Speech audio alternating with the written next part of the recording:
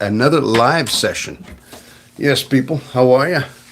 And just waiting for the feed to show up on my computer over here, so I can make sure everything is going about right. So far, no good. This is going. Yeah, it says we're live. Okay, it does say that we are live. So why are we not here on display yet? Okay, here we go. I believe I have it now. Okay, so if anybody's watching out there, welcome to the broadcast. It is a Saturday afternoon, and I decided that I would come out here live and talk a little bit about the state of the union of the channel and other things, among other things, I should say, as you know.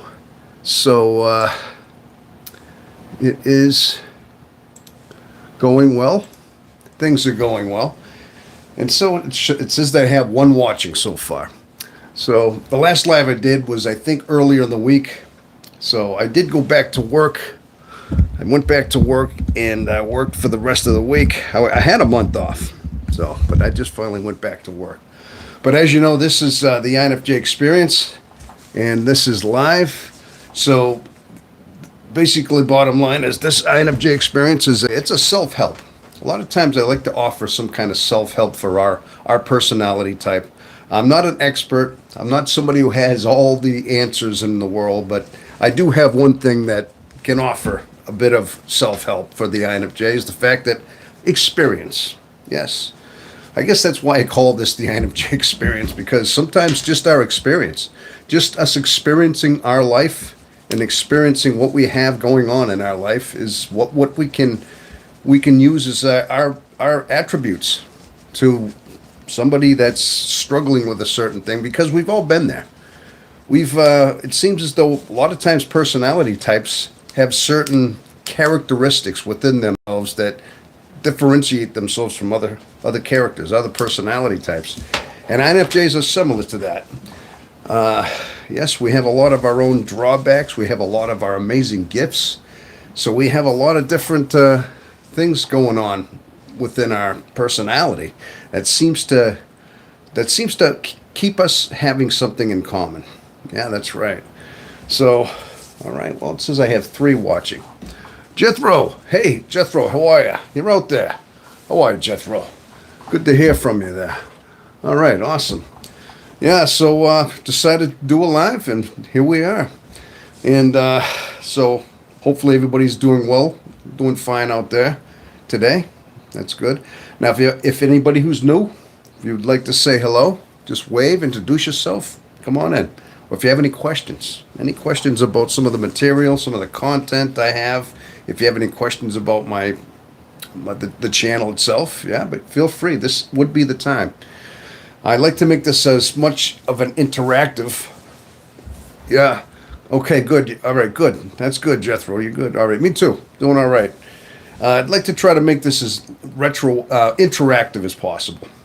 I think your last live is still private. Yeah. Oh, okay. You know what? I got to tell you, Jethro, I haven't had a chance. I'm going to have to do that. Maybe after this live, I'll release it. I've been back to work. I had a busy week. So the whole time I was off for the last month, I had a lot of idle time. So I did a lot of lives. I was doing a lot of videos, trying to keep up somewhat. I mean, I put a little more emphasis into it. So, Navarra, hi. How you doing? Okay. I think I've seen that name once. I think I've seen you on a live at least one other time at one point. How can I improve my extroverted sensing?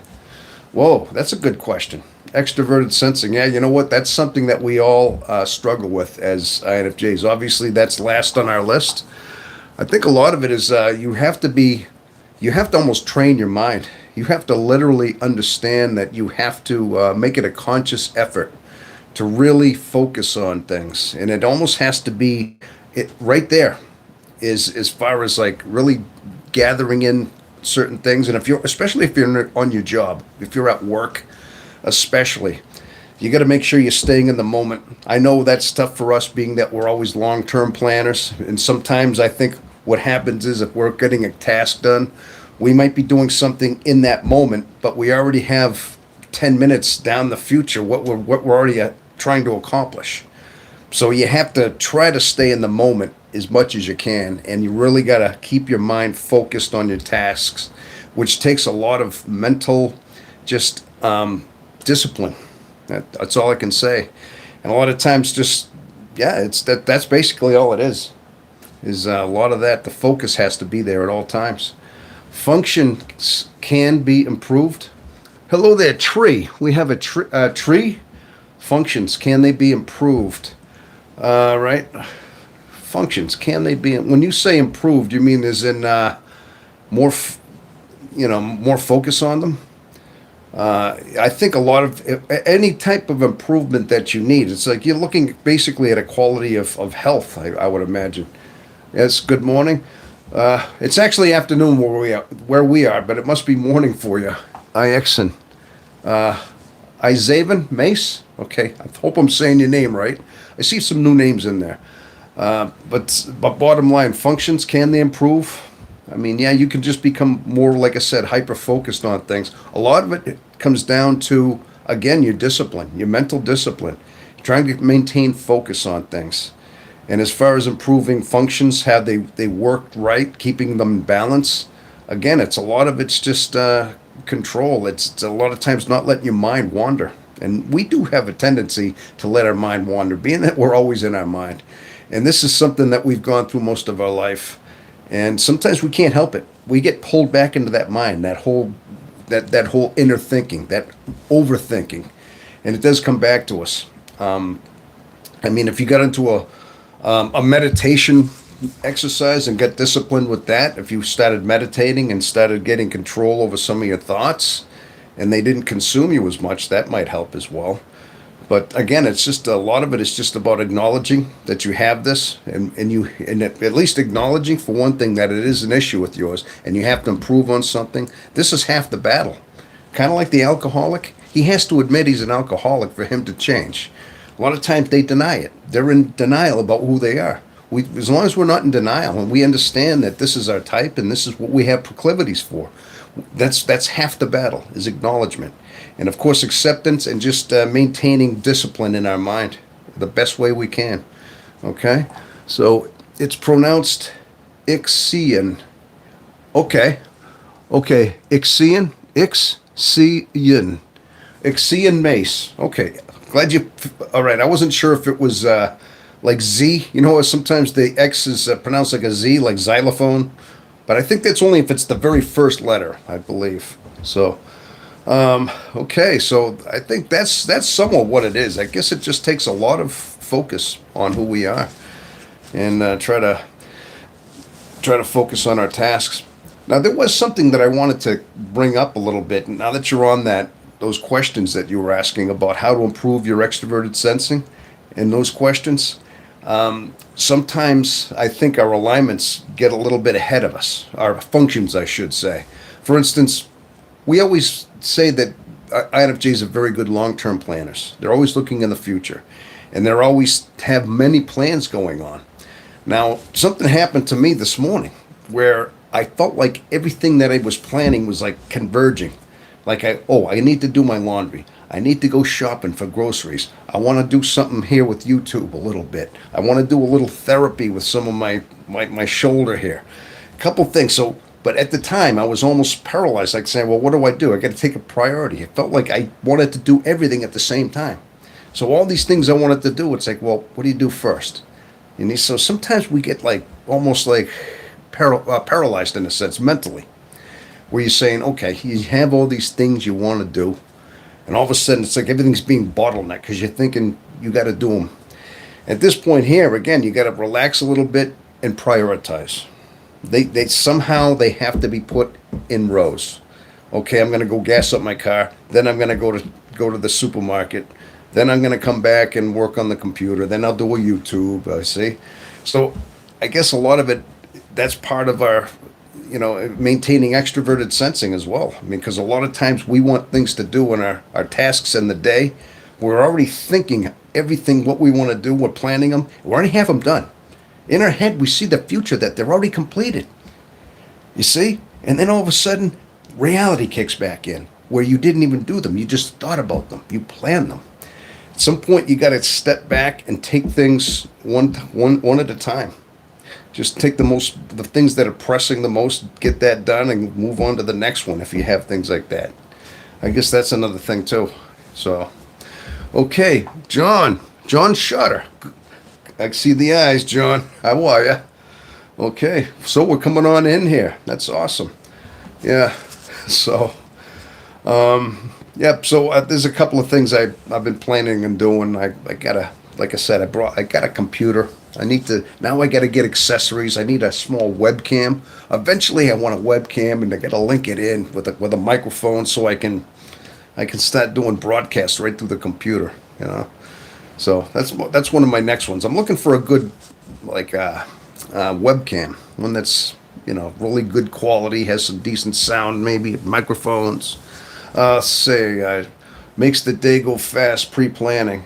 Yeah, it does make the day go by fast, but like I was saying before, you can't bottleneck those plans and start kind of just almost at a roadblock because you've already got them done and everything just starts piling up on you mentally. Yeah, you just got to take them one at a time. So there's a few things going on my mind right now that I got planned, but I had to make priorities. Okay, don't forget to like the video. Don't forget to like the video. Oh, of course, yes, Jethro. Don't forget to like the video. I'm not sure what. Are you talking about this one? Are you telling people you gotta give the thumbs up, or what are we talking about there, Jethro? Okay. Anyway, that's about the state of where we are right now. Now the channel. Like I said, I got a little busy. I did put out one video. I wanted to do a couple of them. I ended up doing one, and I got kind of sidetracked, and I hadn't even got a chance to get out too many shorts.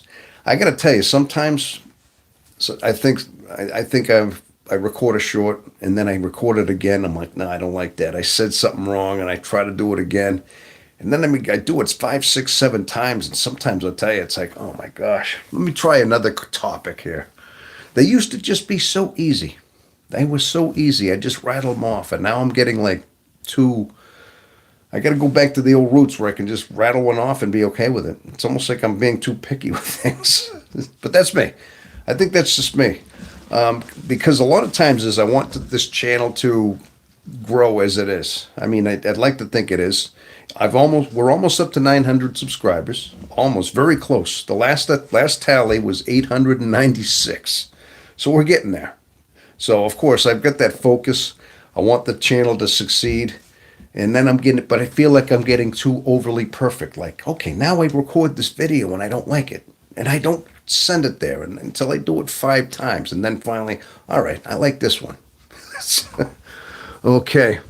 104 away from 1,000. Yes, 104 away from 1,000. Absolutely, yes. Being that it's 96, that's right. Yes. So yeah, like I said, I'm trying to make sure that the channel stays in good health and good spirits and all that. I guess the only way I can really do that is just to put the effort in. Come out here and let you know I'm here. I'm here making it work. So, but a lot of times. I'm not sure. You probably all know that what I'm going to say next is, like as an INFJ, there's so many things that go on in our minds. It's hard to put things into words, and sometimes just these epiphanies we have in our life. Sometimes some of them are hard to put into words and describe just in our language. Yeah, I'm always going to hype great people, and you're one of them. Well, thank you, Jethro. I appreciate that. Thanks a lot. All right, awesome. I'm sure being that we're all pretty much in the same mind frame, I mean, being that our mind never stops, it's hard to really exactly describe our mind and how it works, but it's, by no doubt it's deep and it's constantly thinking, but sometimes it almost feels like you go into dimensions. Have you ever felt like you go into these different dimensions in your mind? I mean, you're literally seeing everything. You're in the world, but your mind is multidimensional in some way. Like you just hit these different like corridors and these rooms almost, and they say, "Where is this?" Like it's just I don't know how that no wants to put that on there. So, but a couple of times this week I've had those, and I remember like I mean, it's almost like I watch my mind a lot now, just so I try to use my own mind and my own experiences as a way of kind of a way of describing what our type is as how our mind works, and that's about all we really can do. And I think, I mean, it's even hard to explain. I mean, just sometimes you put like a memory you had in the past, and then you have a memory in the present, and you say, well, it was at that turning point right there that I did this that led me to here. If I didn't do that, I wouldn't be doing that. You know what I mean? Like these dimensions of like time warps go into your mind, and you say, is this just imagination, or is this the way our mind is built? I mean, is this? Sometimes you wonder if everybody's like that, but then you find out a lot of people don't think that way, or they don't talk like that. Then you hear us talking this way, like these dimensional time machines in a sense in the mind. I mean, that's what I mean. I don't know how to put a lot of these things into words, but so many times in my life, through my life, I've had that mindset, and then it made sense to me that that's the way our mind works, and it's always going like a slide roller almost in our life. You know what I mean? Aloha from Hawaii. Love your talks. Greg Meredith, 4985. Well, hello, Greg. You're in Hawaii. Okay, there you go. We got somebody from Hawaii. Or is that Aloha? That's right. Now, are you from the island of Honolulu? I mean, I know that's the capital island, and that's where the capital city is, but I know you have, gosh, that's an island chain. There's about 9 islands. Do you have a specific island you're on? I know the main one is Hawaii. There's Oahu, Maui, Honolulu. Maybe you could fill me in. I only know a few of them. Could believe me, I only know this stuff from reading geography. But I heard it's a beautiful state, very beautiful out there. Paradise, actually, right? Never been there, never been there. But I heard things are very expensive, though. I heard it's very expensive to live out there, only because everything has to be exported.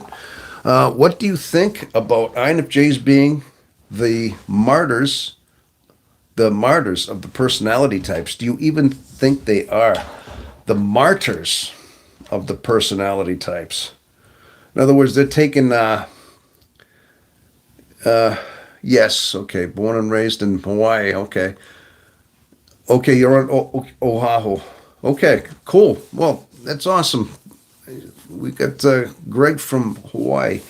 Do I think that the INFJ personality is about the martyrs of the personality types? Do you ever think that they are? Well, I mean, I tell you what, it seems to me that they seem to they have a kind of a martyred life anyway. A lot of times, it's just the way they live, the way their lifestyle is. I mean, they're alone a lot. And constantly it seems as though they really can't find pleasure in the world. I mean, they try, but they're never quite complete with the world itself. But as far as being a martyr, I mean, if you want to look at specific INFJs through world history.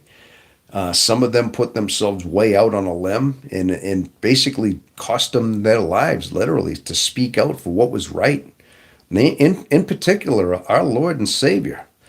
Now they consider him an INFJ, and you think about what he did and how he had in fact, but he was a hyper INFJ. He was like beyond that.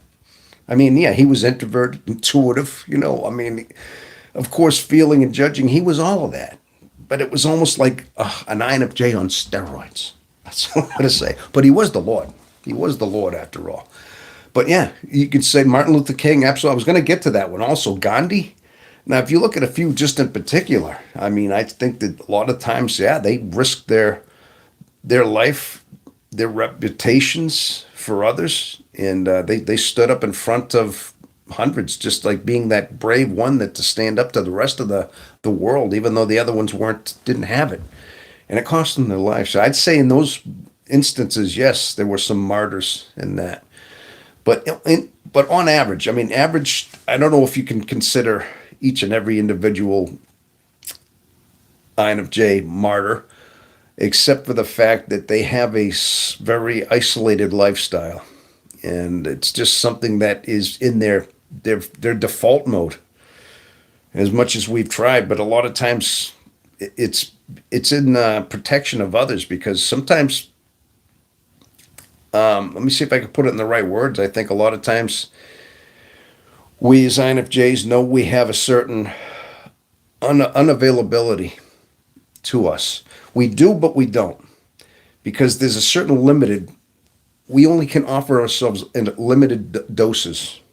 Yeah, I mean we might be have a lot of our qualities that are our great qualities that we have, but they're in small doses, and they balanced with us being basically in a solitude a lot, being isolated quite a bit. So I'd say in that way there, because of the fact that when an INFJ finally starts to realize their their ways, yeah, it becomes almost like sacrificial in a way. Their mind, their isolation for the world. I don't know if I'm putting it the right word or not. Maybe I'm not. Maybe that's not the best example. Okay, my sacrifice. Okay, Jethro, my sacrifice for the world. I would 100% want but I would. It would be super meaningful if it was super meaningful for the entire world. If you were to, I see what you're saying.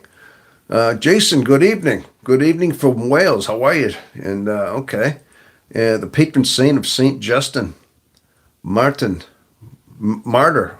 Okay, yeah, a lot of them was some of the saints. You almost have to wonder that a lot of times. In fact, sometimes I ask questions. You know, of course, you hear a lot about these suffering soul types through history, and the biblical ones are these saints that somehow find states of grace.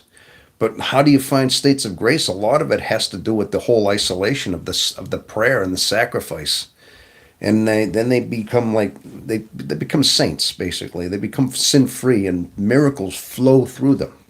You know, miracles from the God code is just so fluent through them, almost like electricity. They're like a conduit, and people are healed through them. From what makes you wonder: is that a lot of it?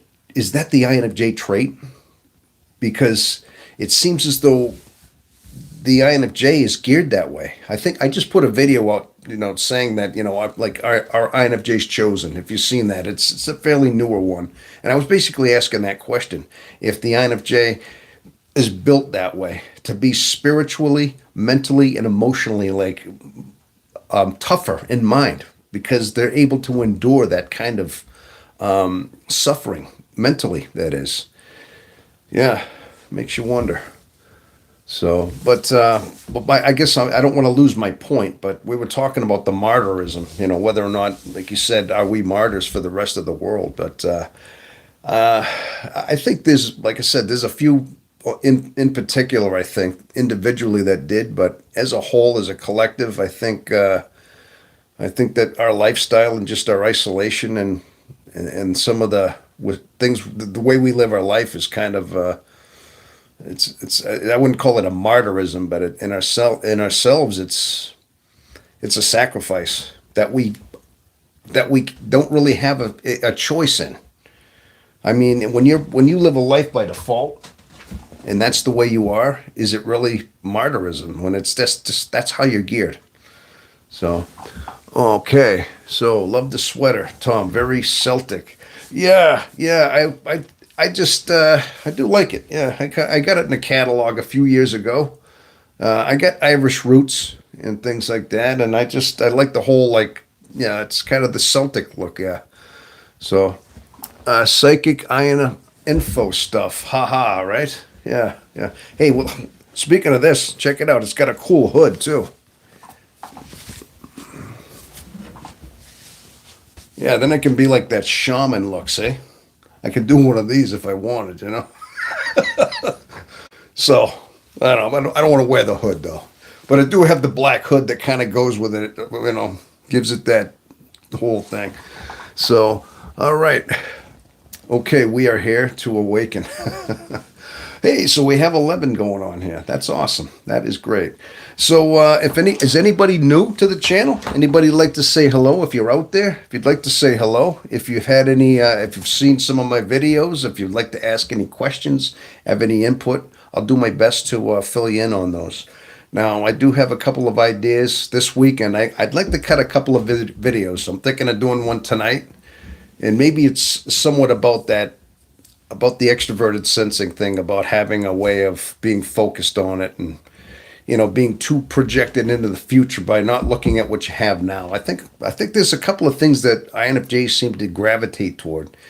Is their extroverted sensing. I get a lot of questions like that. How do you get more focused in your world? Yeah, and that's something we all seem to battle with in so many ways.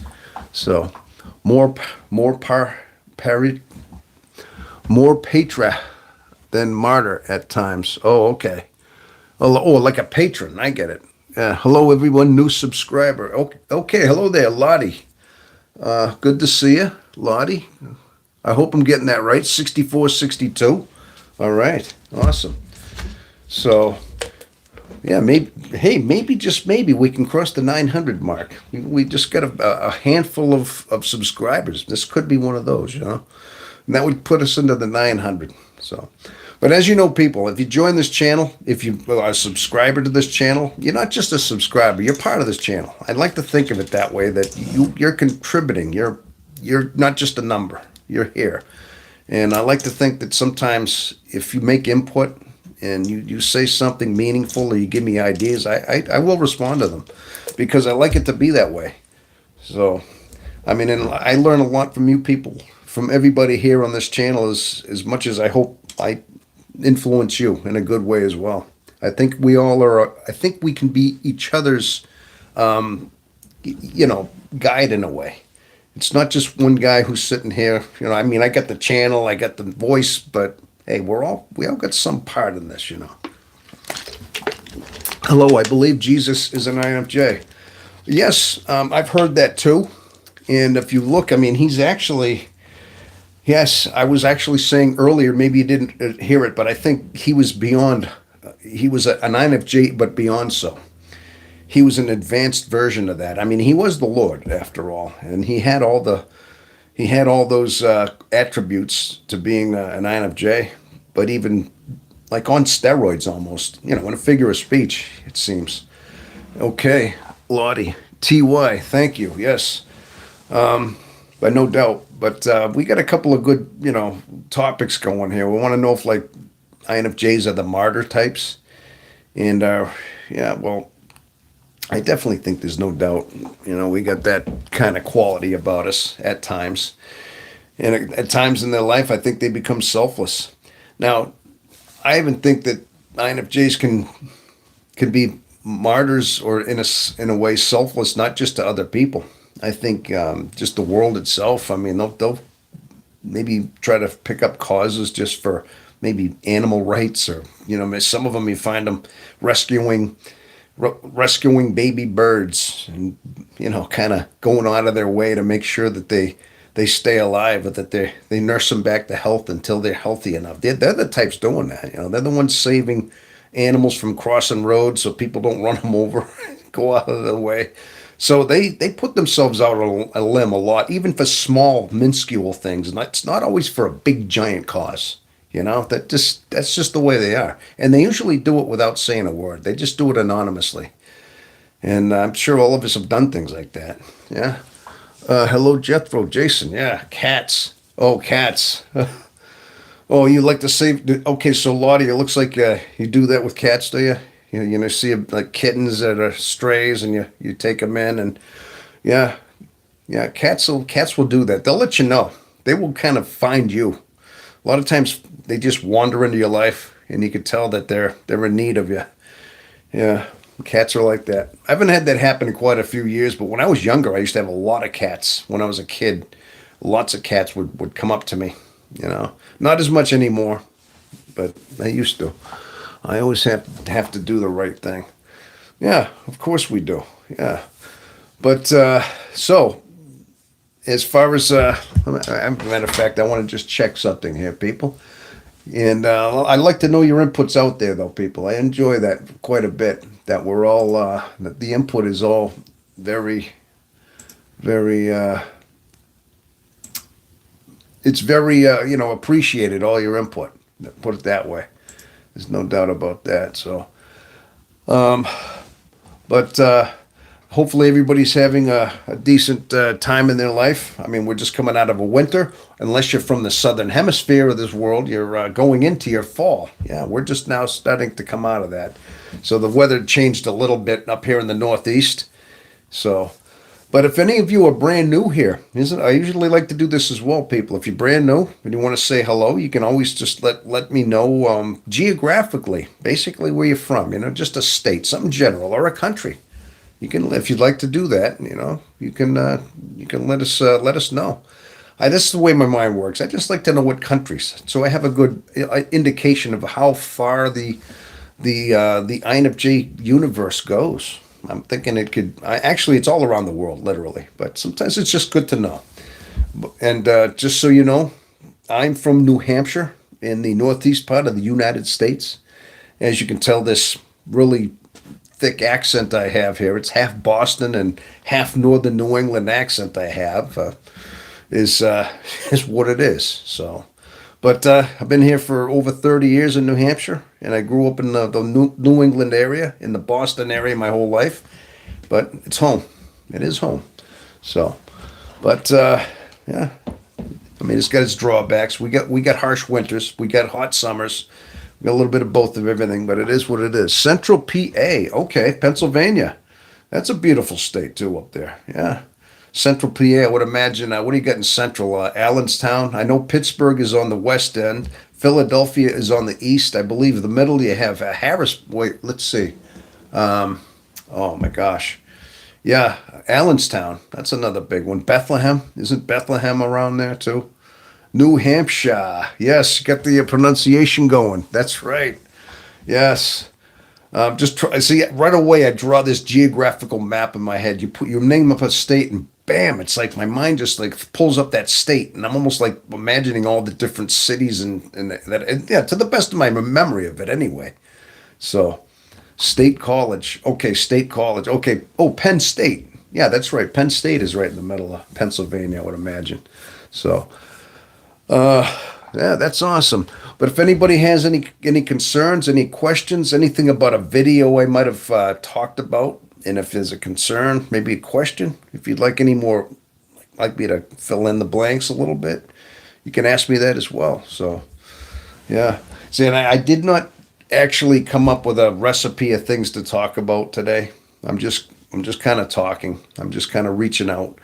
And sometimes I think. A lot of times I like to think that your comments kind of steer some of the direction of where things go.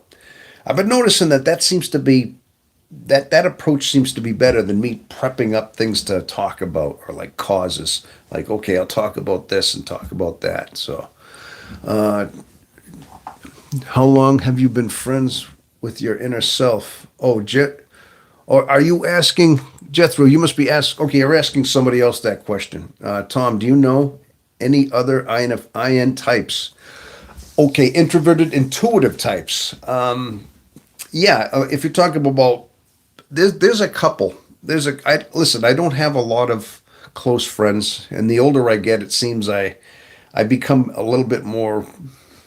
I think it's just something we do. I mean, when I was younger, though, I knew a few more friends. But as far as introverted, intuitive types, I knew a few on hand. But they're very quiet. Usually, those types, I just always try to imagine the quiet types that I knew through the course of my life.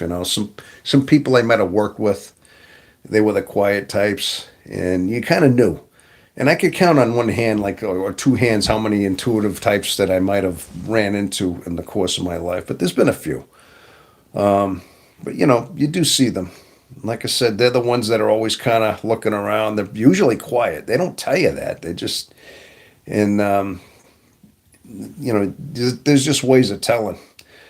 And of course, they're quiet, but also they're the ones the way I think of an intuitive, if I'm looking out thinking, is usually they're the ones that are very aware of their surroundings. They're quiet, they're observant, but they keep to themselves. They're like almost in the background. They're not even really looking for attention. They're just kind of they blend in. Yet when you see them, they're very aware of what's going on in their world, and you can tell because they're thinking. They're thinking, and they're just piecing things together. They're getting reads of the room, depending on what kind of what exactly they are. I mean, if they're empathic or not. But you can always tell the types. This is how I kind of read them out, and usually they're just kind of they're laid back. They're staying back to themselves, and they look like they're on no time limit. Now, not to say they're not in a hurry, but people in this world are always in a hurry. They could drive down the highway doing 70, weaving in and out of traffic, and you say, well, what's the big hurry? Even in snowstorms. Here's what gets me. Snow is raging, and they tell you, go slow. It's for your own safety. What roads are wet and slippery, right? And you still get people that just fly. They're always in a hurry. See, these are not the introverted intuitive types. I think, not to say that they're better than, but they're not the type to do that. These aren't the types. These are the ones that are always, those are the extroverted types. The ones that are doing that. Just like they always have somewhere to go. They always have to be fast, even if it risks their life. But that's how I tell. But as far as do I know any personally right now? Not really, because I'm not really close with anybody right now. I mean, I pretty much do my job. I run this YouTube channel. A lot of the times I'm close with you right here when I do these lives, and I see you type, and I see a lot of you coming back. Like there's a lot of familiar faces in here that I see regularly, and that's like you're almost like old friends in a way, not literally, but pretty close, pretty close. And I see some of your things that you post here. So, and I see some of your comments on the videos too as well. Well, okay, so I clicked with NI types. Okay, this is Justin. This is Justin, right? I click with NI types very easily. INFJs may be the rarest, but all of us are only about 4 to 5 of the population currently. Is it now 4 to 5? I thought it was more like 1 to 2. You're going a little bit higher. I mean, I thought it was actually much more rare than that. All the sources I hear is 2 to 1%. I mean, 4 or 5 is still fairly rare, but that's still, 4 to 5 out of 100. And it's even, but a lot of times you might not even actually meet another INFJ in person. I mean, you might have through the history in your life, you might have had a few that you crossed paths with here and there that you look back on, but for the most part, we might not even find them in the wild. Okay. Since 1995 or so, around 30 years. Okay. I'm from the far west United States. Okay, so Greg from the far west of the United States. Somebody was from Hawaii. Who was that? Somebody was from Hawaii earlier. So, but okay, just scrolling through quite a few have already been interacting here so far. That's awesome. So, INFJ, INFP, INTJ, INTP. Altogether, we are about 4. Oh, I see. Oh, all right. I'm glad you cleared that up. You're not talking about just INFJ. You're talking about all introverted intuitives. Okay, now that makes sense. So 4 to 5% of that's still low for just all of the introverted intuitives to combined. Really? I guess I didn't know that. I'm glad you filled me in on that. Now, there's a reason why, there's got to be a reason why they're so rare for whatever reason. It's, I guess, there's got to be a reason, I think that's why a lot of times, like I said, I've gone into the genetics possibility.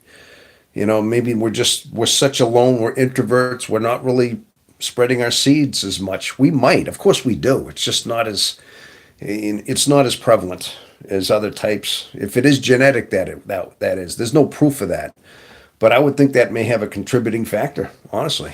I mean, a lot of it, I think, is... Now, somebody had mentioned on this. They asked if it's nurture or nature is how we become INFJs. I think, bottom line, I think it's a lot of it has to do with nurture. I think it's our life experience, especially our childhood, because almost every one of us has a trauma childhood, scars. We had scars as children in our life growing up, and we built walls, we built up those foundations, and we isolated ourselves because that was it. And that's how we basically became so introverted and so very much independent as well.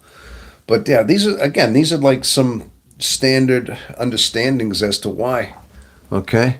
Yes, me. Okay. Slow down. You don't want to arrive at your funeral early. Yeah, exactly. You're talking about the speeders on the highway. I see them all the time. I'm sure we all do. It's just you see some people doing that, and you wonder why. It's like I don't picture too many introverted intuitives doing that. I really don't, because they're trying to. They're probably projecting in the how dangerous it is. I mean, a lot of times you got to figure those are the extroverted types, and usually you can always tell. Hey, that steers me into things. Sometimes you can get a read on people. The old thing is INFJs or introverts. Intuitives. You read people. You can tell their motives just by the way they talk, the way they eyes, a lot of the body outer cues. You can tell a lot of things on how they drive. You can read a lot on just driving habits of people. You can tell how many bumper stickers, what types of bumper stickers they have. You kind of know what they're thinking. You know their attitude, their political affiliations just from their bumper stickers. How clean their car is, how dirty it may be, what kind of car it is, how old it is, and how they drive. Yeah, I mean, you can actually. I actually done this where I've actually, maybe you've done this too. I'm glad you came up with this. Try this next time. Just if you haven't, maybe you already have, but try to get a profile, get a read on people on just how they drive or just their car itself. Okay, you actually can figure out a lot about them just by their car and how they drive. And I'm usually pretty accurate. You see them getting out of their car after they just, you can tell they're always erratic. They're always, in a hurry. And they're not very, some people you can tell they're not even nice, considerate people because they cut you off. Somebody that's willing to cut you off to get going, then they're not considerate. You see what I mean? Then you get the courteous ones that let you go. You see? Without even seeing their face, just knowing how they drive and their car, you can tell a lot about them. And it's usually pretty accurate. It's almost as accurate as just reading somebody's face or reading them, in person. Okay? Once I went to jail, I slowed down on driving a bit. Haha. Once I went to jail, slowed down on driving a bit. Oh, okay. So Justin, you did. You got arrested for driving, didn't you? Hawaii is far western United States. Yeah, that's right, Greg. That's what you were talking about that. I see a super messy car. I think perceiver. Perceiver. Okay, there you go. Yeah, that's right. The ones that are keeping their cars clean, they're probably the future planners. Yeah, the ones that run their. Listen, if you got to run your car through a car wash every so often, just do the undercoat and stuff. Yeah, you got to keep it at least rinsed. Yeah. Me too. Life changed. Yep. Okay. Well, again, so a lot of that you can get a lot of reads on just how people, just on how their clothes or how they're presenting themselves. But that all goes beyond. That's a physical appearance. But even some people, you can look at their house. Just look at how new their house is, how well they mow their lawn, manicure their lawn. Are they the types to pull every single weed out of their lawn, or are they okay with a couple weeds here and there? Are they perfectly manicured lawns, or not so much? Are there bare spots? I mean, I don't know if you can go that deep. I haven't really done that, but I did experiment with the car theory, and I was pretty accurate with that. My car is messy, full of sand. Right now, at the time, my car is. I think it's a little bit cluttered. I mean, not cluttered, but it could stand a little bit of an inside cleaning. But then again, it was wintertime, and I got a lot of sand where my feet are as well. Yeah. Okay. So, but yeah, it's good to see everybody out there though. Slow down. You don't want to be right for your funeral. Oh, you put off. Oh yeah, there's an ambulance there too. That's right. I am Hawaii. Yes, exactly. All right, awesome. Now, okay. Okay, so what time do we have? Oh, it's almost 4 o'clock Eastern Standard Time. I would imagine it's still afternoon where you are. So, if there's anything you want to make a suggestion on people as well, as far as a possible future video, a future short, yeah, you can even inspire me a little bit. Maybe come up with an idea. That always helps. I mean, I've actually had people say, "Hey, could you do one on this topic or that topic?" Because sometimes I try to keep things fresh. I mean, sometimes I try to, okay, what do I talk about? It's always got to have something to do with our personality. But sometimes I think your input helps me because I think a lot of times it's your concerns because our drawbacks too need a little bit of like advice from. So that would definitely be like your input is always welcome here, basically. Let's see. Don't forget about the golden pair. Oh yes, I did. I read into that. You did mention that, didn't you? The golden pair. I did. And actually, there are several videos on that. That's not just one. I think it was like Brainy Dose was another creator, one of those, and there was a couple other that described that being the golden pair. The INFJ and the INTTP, I believe it was, if I remember right. They seem to be like but they're both introverted intuitives. They have that in common, which is what, 4 to 5% of the population, as we said earlier. So, but that seems to be that they cancel each other out with the final functions. Like they balance out of that. So they're not exactly the same, but they have those, but so they kind of complement each other. And I thought it made sense. It did make sense. So I did see the video, though. I did make a point to watch that. All right. But I got to tell you the truth. Sometimes I was actually going to do one about relationships, about holding on to people. And I thought, you know what? How can I do that when I have such a bad track record with my own relationships? I'm like, how do I do that? I mean, I've had plenty of girlfriends. I don't have a lot of. They don't last long, and they're not very. They don't stay happy for me very long. And usually, when I'm not happy, it kind of sours the whole thing. I was gonna do that wrote that thing on relationships, but I'm not good at that. This is one that we can all attest to. I mean, maybe not all of us. Hey, some of you probably got a marriage that you've been involved with for years. Maybe you found the soulmate of your life. But I was meaning to do that, but being that I'm so bad at them, I don't know what to do. It's like, what am I going to say, other than we have bad experiences with our relationships. It seems that they don't last long for us. So no food, roaches are a real thing. What? No food, roaches are real here. Okay. Oh, you're talking no food. You're talking about in Hawaii, huh? Yeah, I would imagine. Okay. Okay. So also, my truck gets pretty dirty, but I take a trash out daily, clean it. It's good. Yeah, I like to throw the garbage out of my trash. I may not wipe everything down and vacuum like the bottom of the floor of my car, but at least I manage to at least get rid of the trash. I make sure the garbage is out, and throw that out. That's one thing I draw the line on. I mean, I may not wipe everything, but I don't like clutter. I'll at least pick up all the papers and the wrappers and stuff. So, but the INTP is super logical. Yeah, I would think so. And I think the INFJ is super intuitive, and it runs through our logic is the biggest connection to the INTP. Yeah, that's what I mean. They balance each other out just enough. So you have the super logical, and then you have the super intuitive. But although the INFJ is very logical as well, but I think it's actually they do something unique. This is something that the INFJ does that is unique, and I think it's the only type where a lot of these other types are either like the INTJ, let's say, is the logician, as you know.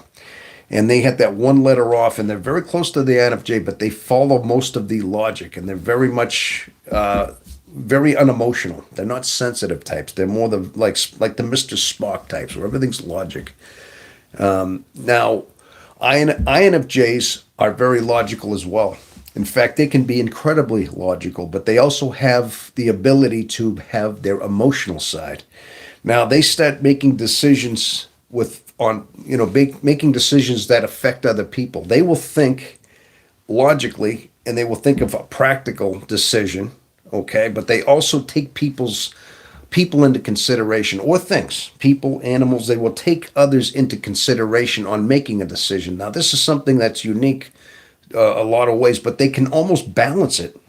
They can make a decision that is a hybrid of both a logic and emotional decision. And we're very good at that. That's the emotional intelligence side. And sometimes one or the other, they weigh the two out. So it's logical and emotional at the same time. While INTJs don't do that. And INTPs, I think, yeah, they have that logical side to them too, but they're perceivers. They'd be in the now, they're thinking in the moment. But I think, but like I said before, I think the INFJ has that medium balance in those two. That second and third function is very close. So I think that's the one thing that's unique about the INFJ in that way. And of course, they're introverted. They're very intuitive as well. So, oh, El Vagabond. Good afternoon to him and to everyone. Yes, good afternoon to the El Vagabond. Yeah, what do you think about the concept of NPCs? Do you think they truly exist, or just another idea to divide people? Just NPCs. Just fill me in. What does that mean? I'm sure I've heard of it. I'm not registering what that is yet. NPC. National Political Conferences? No. Yeah, just let me know what that is. Another way of dividing people. Yeah. Yes, Jethro. Hey, everybody say, I love this topic. Okay, here we go. Non-player characteristics. Non-player characteristics. Okay, I'm glad you've cleared that up. I was trying to figure out what that was. And you want to know if that's a better way of people without an inner monologue. People without an inner monologue. I'm kind of doing that right now. I don't know if you, right at the moment, I'm kind of ad-libbing a lot of things myself. So, bots, basically. Okay. Oh, all right. I don't know how to answer that. What do you mean? Do I think the concept to divide people? I'm not sure what you're getting at there. INFPs are like drone-like people without souls. People who exist just to provide experiences for real people. Oh, okay. Gosh, I guess I didn't know that's deep. How, I foresaw the death of 5 people in my life. When I was younger, I thought it was my doing because I knew for no obvious reason. Oh, nice. Yeah. I've done that a couple times too. I've kind of, through the course of my life, I've seen things predicted. Not quite 5, but I've seen things go bad and I've thought about them. A lot of times we may not necessarily tell people. Maybe we keep it in our mind. We'll see a certain outcome and say, oh, I think this is going to happen. You might not have actually had mentioned it, but it came true and you thought about it and you were right. So as in the weeds sown amongst the wheat. Oh, okay. Oh, in other words, are you talking about when you say NPCs? You mean these are people that are just they don't have much of a contribution to the soul of humanity? Basically, is that what you mean? Like they're just like you said, like weeds. You get the weeds in a garden. Their only function is to strangle out the good vegetables. Let's say they're always strangling them. And they're just saying these people are like weeds in a garden in a sense. Yeah, I mean even Jesus made a reference to that. He said that the Lord will gather the harvest all at once, and then He will separate the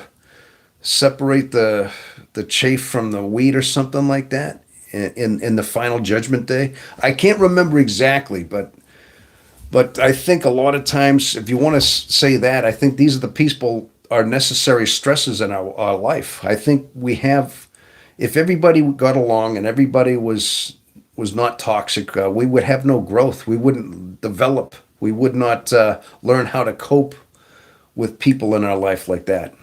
because we'd all be pretty much in agreement. So I think in a way, I mean, as strange as it is, we need these stresses in our life. It's everything's in perfect balance. Just like I said, that analogy with the weed in the garden. Weeds have to somehow, I mean, yeah, they're strangling out the good fruit, the good plants, but it's supposed to strengthen the good plants to overpower them. If it was in a natural sense, I mean, I don't know if I'm saying that right, but I think people, in a way, those are metaphors for what we have to, you know, sharpen our talons for, sharpen our wits, our resolve too, is because that's why we're dealt with narcissistic people and people like that. And it's all in an attempt to better us. But the thing is, it can either better us or make us worse if we stoop to their level. If we allow that, if we allow ourselves to be pulled into their level, like through anger, through resentment, and they basically pull us to their level, then yeah, they've succeeded. It's up to us, but it takes a constant mindful effort in our behalf to stay on top of that, not to allow that to happen. And it takes a lot of strength. It takes a lot of soul searching in order to maintain our true our soul, basically. I hope I answered that right. I think that might be what you're talking about. But that was a good question, though. These are necessary, yeah. So, but basically, that's what it is. These are necessary stresses in our life.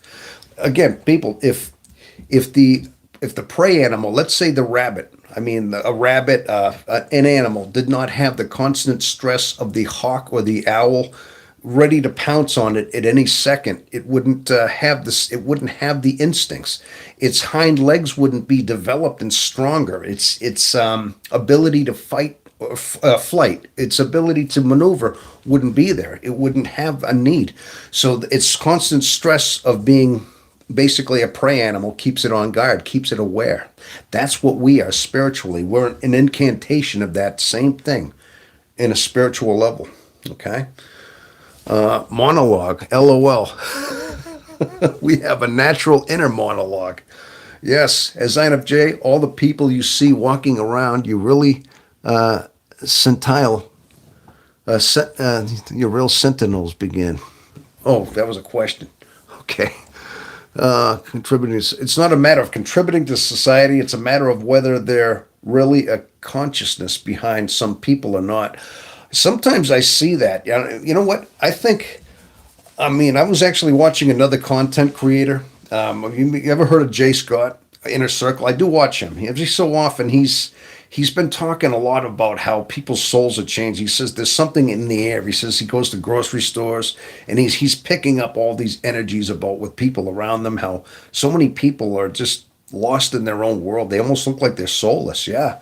He basically was saying something on that idea. Yeah. Indigo, INFJ. Okay. Okay, monologue. But yeah, I think a lot of times I know what you mean. Yeah, there's a lot. See, you're picking up on that as well. You're sensing this. You people are sensing that there's people without soul, and if they do have a soul, if they ever did, it's been completely replaced. It's been completely just pulled from them. Their sense of decency, consideration, respect for others is like vanished. Yeah, I know what you mean. And we're living in this society that seems to almost like reward. I mean, there's certain people, you see like on media, certain groups of people reward that. They're glad they encourage you to not like certain other people. Whether by their skin color or their whoever they are or their political affiliation is. Now listen, I don't like to get political. I'm not going to endorse any party or any political platform. But as you know, there are certain types that you can't even agree. At least it used to be years ago. Back when I was growing up, you might have had a different party, that affiliation, and you might have argued politically, but you could at least work together. You could at least respect them for being who they are. It isn't like that anymore. Everybody, like, you find out you voted for this guy, and right away, they want to fire you. They want to just excommunicate you. They don't want you dating their kids, whatever it is. You can't even be anywhere near them. And you hear a lot about that. They get extreme like that. And I think that could be, it's just, in some ways it's encouraged, I guess I'm saying. But it wasn't like that before. It was like there's no agreement now. I've seen his channel. Yeah, I've seen him too. Yeah, you're talking about Jay Scott. I mean, I don't watch him like religiously. I do watch other INFJ channels though. I just like to hear what they're saying, and I just get an idea of like where their mind is and where they're focusing their energies and how like the INFJ experience or their own experiences. And they all have their own unique way of presenting their own experience. But the thing is, I kind of get it. They just got their own personality, their own way of putting it, their own way of explaining things. But you come out of it understanding where they're coming from. But sometimes he's seeing things that I'm kind of overlooking. Like I think sometimes we may look at a whole picture, but I think individually, as INFJs, some of us really focus on certain characters and differences in people. Like some of us, like Jay Scott, he seems to focus a lot on the, certain aspects of people. He goes, it's hard to put it into words. It's just he's just got a different flavor of how he explains things, I guess you could say.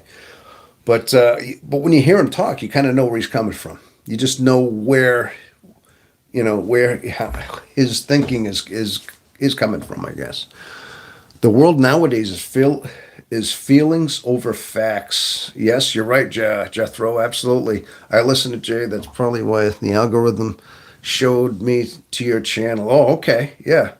I would imagine so. Yeah. Well, I mean, I would think all the algorithm is linked in with the same personality types in the MBTI as well. I've seen his channel, Indigo Monologue. Yeah. I mean, he's been doing it a lot longer than I am. I can imagine he's been at it several years. I mean, he's got a big audience going too as well. And not only that, sometimes I see these guys and they get thousands of hits on there. And I'm like, will I ever get like that? Can I ever put maybe I'll put a video out and in like 3 hours it has like 4,000 views. It's like, will I ever get to that level? I don't know. I get a couple hundred. I think, all right, that's good. That's because I'm still small. You know what I mean? But at the Battle of Troy, Cassandra tried to warn of the wooden horse. Oh, of the Trojan horse, and not to let it in the city, but was mocked and ignored for her intuition. People don't believe us when we trust our intuition. I think, listen, you know what? I didn't see the video, but I saw her thumbnail come up. Lauren, there's another one. Lauren Sapella. She's another INFJ. I just happened to see that. Maybe, Jason, are you getting that? She had the Cassandra effect. Basically, she's saying INFJs are never taken serious. They have their intuition, their insights, just like Cassandra. I knew that. She was a Greek prophetess. And nobody believed her, and they disregarded her, and basically what you said. And I think I just heard Lauren. She put a video out about that, how we're never quite taken seriously, and then things happen after we try to warn people. Yeah, like the Cassandra effect. I mean, maybe I don't know if you happen to see that as well, but I saw that thumbnail. I should have watched that video. I didn't though. Okay. Got it from Stephen Fry. Oh, okay. All right. I just watched that video before I went live. Oh, okay. So you saw that one as well. All right. See, I think we watch a lot of the same stuff, don't we? I mean, because we're all on the same algorithm. I see a lot of the same content creators, and of course those AI ones a lot as well. So there are advantages and disadvantages to everything. I find the more popular a creator gets, the harder it is to talk with them. Have some kind of personal interaction with them. Yeah, because they're so large. Yeah, of course. That's why, being that I'm a smaller guy right now, and I got a smaller audience, but I think I'm a little more interactive, directly one-on-one, if that's what you mean. Because of that, it's a little more of let's just say it's a little more of a cozy group right now. You know what I mean? I'm not too big for my britches. Sometimes these fast food chains, they're good when they first start out, and then they start branching out, and they got 15 thousand different ones, McDonald's in particular. They lose that whole personal thing, and now it's just a mass conglomerate. I think YouTube can get the same way. Yeah, if you get too big, yeah, you're successful, but you lose that intimacy with individuals. It's more on a mass. Yeah, I guess that goes with the territory. But I can only say it's nothing personal to them. I guarantee you wish you could get to that level again, but it's hard to focus on that many thousands. You know what I mean? I can only imagine. So you become a face in the crowd. Yeah, I know that. I know that. That's one of the downsides. You're absolutely right. Chat scrolls and so quickly, and the creators have so many people paid. I've seen some of those lives where the scroll keeps moving, and it's like you can't keep up with it. And he might get one glimpse where he reads something, and then 50 other go up there. So I try my best to answer everybody as I can. I mean, that's what I try to do. You become a face. Yeah, exactly. But bottom line is you gotta listen to what they say in a whole. I mean, a lot of times there's bits and pieces of what they say, and you say, hey, that sounds like me. You see, a lot of times I think when we have agreement, when we don't think we're the only ones thinking it anymore, when we have witnesses or when we can testify to people that we're seeing it too. All right, we do. We're just like we're seeing it. Yeah, this is how we think. The world doesn't feel so alone anymore for INFJs, and that's one of the reasons why we're drawn here because we're so alone anyway, isolated. And now you realize there's other people like me out there. And see, this is the beauty of these channels. Okay, I don't blame creators for this, and I'm not unhappy to see them grow, but I have to admit I really like the cozy interactions with smaller creators more. Yeah, I get that. I see that. I want to thank you for that because I mean that's who. If you're talking about my channel here and about what we got going on, yeah, I mean that's what it is. Appreciate that. Well, because you feel like you're literally being spoken to. Your name is being said. I mean, you're right there. Yeah, I get it. I get that. So, but like I said, that goes with the territory. I mean, YouTube is what it is. It's also a competitive thing, and there's so many creators, even on the same like genre. I mean, how many INFJ channels are there out there? Actually, I don't see hundreds. I see like maybe tens of this. I see some that do a lot of shorts, but I see a lot of those AI ones where you never see their face, and they're doing the AI bots, and there's a lot that do a lot of generalizing. Well, they just show people kind of walking around or like hanging around a park, and you know what I mean. They just show like kind of generic people, but they do all the monologue. They talk, and usually you can tell it's a bot. But there's a lot of those that generalize the INFJ as well. But yeah, but they all have a contributing factor in some way. But I think this is so important because I'm going to testify that it helped me only because I know that how much it helped me. I found out that I was an INFJ through an algorithm on YouTube back about 4 years ago now. I was watching. I've told this story before, but no, I was watching a YouTube video and an algorithm steered me into a channel, into a station, and I started watching it. It blew my mind how accurate it was. Then I started watching more and more. Sure enough, I started, just using that as a way of understanding myself. And yeah, so that led me to this. And eventually I just kind of said, okay, that's what it is. It's helping me out. I'm finally realizing that I'm not alone in the world. So and then about 9 months ago, I started this channel. Okay. So, oh yeah. No, but I'm kind of glad. That's one of the reasons I like to go live as well because of that. Because it's just a way of it's a way for me to just kind of let it out a little bit too.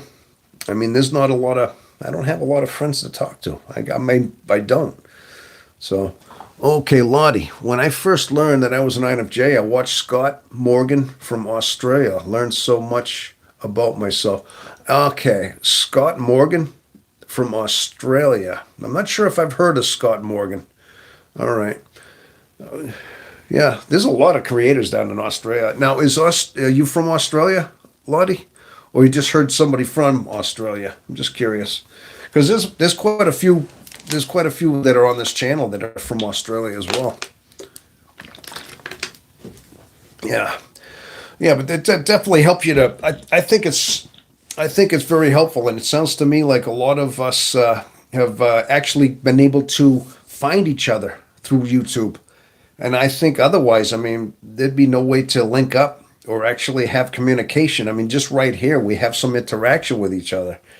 I mean, even though it's virtual, it's through YouTube. It's interacting, but I get a certain uplifting feeling just knowing that we're all kind of on the same page. Oh, Pennsylvania. I'm sorry. You know what, Lottie, you told me that earlier. It was Pennsylvania, Central Pennsylvania. Yeah, do forgive me.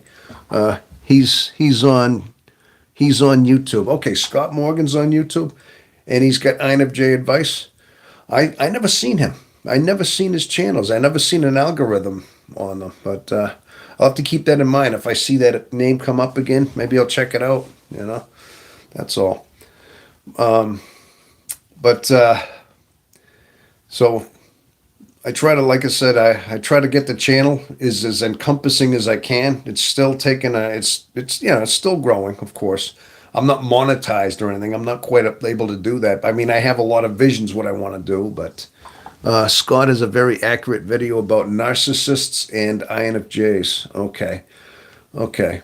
Oh, all right. Yeah, that's always something that we have to be prepared for the most part, isn't it? Right. So. But narcissist, yeah, okay. Definitely got to watch those people, don't we? Huh? Either that, or I try my best to not deal with them. I mean, I don't like to deal with people like that. If you can avoid them and just stay away from them, identify them, and not have to associate, that's the best way to do it. I'd rather just, you're in, just don't have anything to do with them. But sometimes you can't. Sometimes you have to deal with these people in your life. Forgiven, of course. Yeah. The best way as far as narcissists go, like I said, sometimes the older we get, the more we're able to just see right through that, But I had many in my family of origin. Oh, you did, yeah, yeah. I don't know. I know a lot of times people are so quick to throw around that label. I mean, somebody might be a little bit arrogant, a little bit full of themselves, and we call them narcissist. From what I understand, the whole term of narcissism is it's about as rare as being INFJ. It's a rare quality, and I mean we throw that around. We might say somebody acts a certain way, like they're narcissistic, but they may not have that actual quality about them. They might literally not be, but they get some traits of it. It's more rare than that. It's just I think it gets labeled quite a bit more than it should. But I know what you mean. I mean, just somebody that you disagree with, or somebody that just never liked they're a narcissist. It doesn't mean that they literally are. But I had many in my family of origin. Although this day and age, though, here's something that you steered me into. Matter of fact, Lottie, we were talking about the whole, talking about society and the whole how people have changed, and so much of like our whole society has changed in a lot of way. And I think a lot of times, even this younger generation, that they're raised in such a way to be very self-centered. They are raised that way too. They're encouraged to be full of themselves and feel like they're entitled to certain things, and they're better, and they'll snub their nose at certain things, and nobody's humble anymore. And I think there's a lot of entitlement, and there's a lot of self-aggrandizement in people, and it's encouraged in a lot of people. I think that is, and those are narcissistic qualities. Does that make them narcissist? Not necessarily. I mean, it's they're having traits of that. Maybe they have those arrogant, entitled traits that's encouraged, but our society seems to think reward that kind of thing. And a lot of times you see those videos, those Karen videos. Those Karens, you see them, and you know what I mean.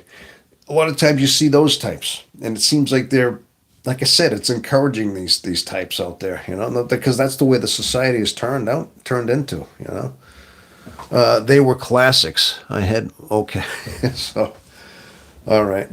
But I guess it bottom line is I think things have no choice but to change. I mean, every so often generations of people change. Like I said, that this seems to be the quality of what's going on in some of our, especially the United States. And my where I live, that's just seems to be the way people are now. It's very full of themselves, very like self-absorbed, and they're very inconsiderate, and they're traits of that. It is unfortunately that self-respect and just courtesy of other people doesn't seem to be followed much anymore. Everybody's out for themselves. It is what it is. It just is what it is. I think in a lot of ways, see, we're talking about it now. We're kind of in a conversation about it. We see it. In fact, I can see from some of your text, well, like we're recognizing these things at the same time, that we're seeing it and we're kind of acknowledging it. And it's like, yeah, okay, now that you bring up that subject, we're all seeing that. I think in a way, introverted intuitives, the way we are, I think somehow are we supposed to just add a little bit of balance to the world, just add a little bit of humility to the world. I mean, all we can do and the best thing we can do to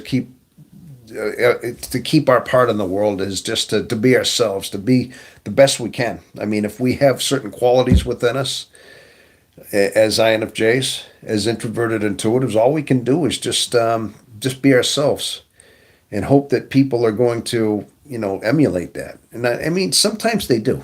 Depends. Without being taken advantage of either. Without being, obviously the older you get, you don't get taken advantage of. There's certain limits you can give yourself without burning yourself out, because some people will take a mile if you offer them an inch. So I guess it's all about our emotional intelligence and how we present ourselves and how we try to balance without losing ourselves in the process. So yeah, I hope that I don't know if I don't hope that made sense out there, people. Okay, so all right. Hey, I can't believe it's already been 76 minutes since my first broadcast. That's awesome. So yeah, so if there's anybody new out there, if there's anybody new to this live broadcast, I want to welcome you. Yeah. And if you've seen my videos before and you like them, if you have any questions, like I said, I will feel free to ask, and I will do my best to address those things. Okay, I will. So, okay, I just want to check one thing here, people. Go back to the. Oh, hey, all right. Hey, somebody came in. Somebody had subscribed. Thank you so much. We are getting. Yeah, all right. Just got to go back to the live here. All right. Just checking my. All right. We got one. They were classics. Okay. Yeah. As far as family goes, yeah, I think we all had our own. I think a lot of times our families are what made have steered us into who we are as well, right, people? Yeah. But, I mean, I think these are some of the challenges, though, is just the world at large. And I know sometimes you hear a lot about, you hear the news, you hear about, you hear some current events are going on right now. I know right now the United States, along with Israel, is just, now listen, I don't know a lot about it, but I know Iran, I mean, yeah, they bombed Iran, and I guess it's been heavy bombing. And usually it's on these, I don't know what people's opinion are on those, but, and how you fall on that, but sometimes you don't want to see war, and nobody likes to put yourself into that, but sometimes it's necessary. Sometimes we have to do that. There are certain aggressive people out there that just will not take no for an answer, and they're going to push their military might no matter what. They're always going to be a bully out there on the block, and sometimes the bully has to be taken down. And unfortunately, sometimes war is awful as it is. Sometimes you got to make a point. I think that's what happened in the last week or two, is that you had a very aggressive nation, Iraq, that was just seemed to be, for years, ever since I can remember, just doing bad things. Finally, had no choice but to take it all out. Take it all out. I mean, again, I don't know how it's spun on the media, but I guess it's long overdue. Well, maybe I shouldn't get too much into that, but It's unfortunate that's the world that we're living in right now. We do have conflicts that go on still to this day. I mean, it's unfortunately we live in this world that this is how we have to resolve things is break things and you know the way they do. Was J.R. Tolkien an INFJ? Because okay, can't remember if we talked about this because Gandalf and the Two Towers goes through his awakening and faces his fears with the Bell of. I thought Gandalf was for sure. He was that wizard guy, right? He was that warlock with the white beard and the. I think he is. He's known. He's like the quintessential INFJ type, isn't he? Yeah, he's like that's what he was. But you're asking if J.R. Tolkien was? I don't know. I don't know. Maybe somebody else can answer that question. I don't personally know that. Are you saying, oh, he was? He was INFJ? Was he? Okay. I kind of got into that trilogy a little bit. I never actually read The Hobbit or anything. I know it has a massive cult following. I know that. I've never personally got into that. I did watch the movies when they came out in the early 2000s. I had my family. At the time, I still had my family, and I was still married. I went to the theaters to see them with my young family. No, I don't know. Okay. Oh, you said yes. Whether or not J.R. Tolkien was on IFJ, I don't know that. I'm going to be honest with you. But I know a lot of his characters seem to follow that trait. They all had that, at least a couple of them anyway, right? Yeah.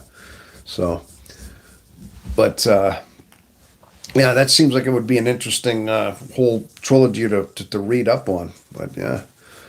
Okay. Yeah. Gee, I feel like I'm searching for things to say. I want to say certain things, but a lot of times I like to just keep it very spontaneous and ad lib. Go figure. Go spontaneous. And I had to plan for that. Hey, how does an INFJ, be spontaneous? Yeah, when he plans for it. See, how do you like that, huh? That's how he has to plan for spontaneity. All right. I guess that's kind of that's kind of what you call one of those paradoxes right there, right? That's it. Yeah.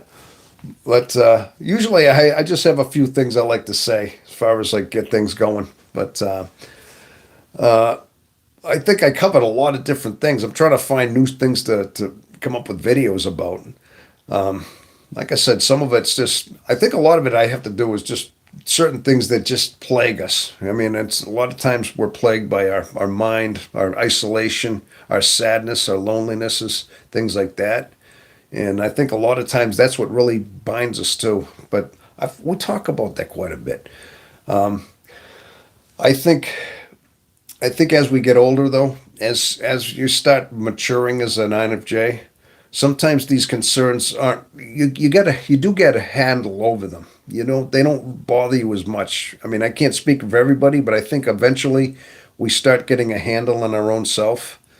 And but bottom line is too, I think some of our priorities get to be where we look toward our legacy.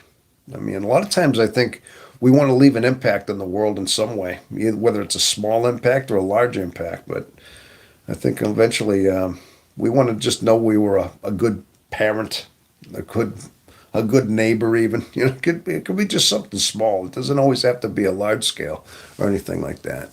So, but as far as now, Jason, speaking of the, I know you mentioned that before about the J.R. Tolkien and the two towers, and it was a lot of it took place there in like Middle Earth was, and J.R. Tolkien was he no? I think you told me before he was English, or he was Welsh or something like that, and I think he's based a lot of his like his geographical location on like England or something, or parts of England. Did you tell me that before?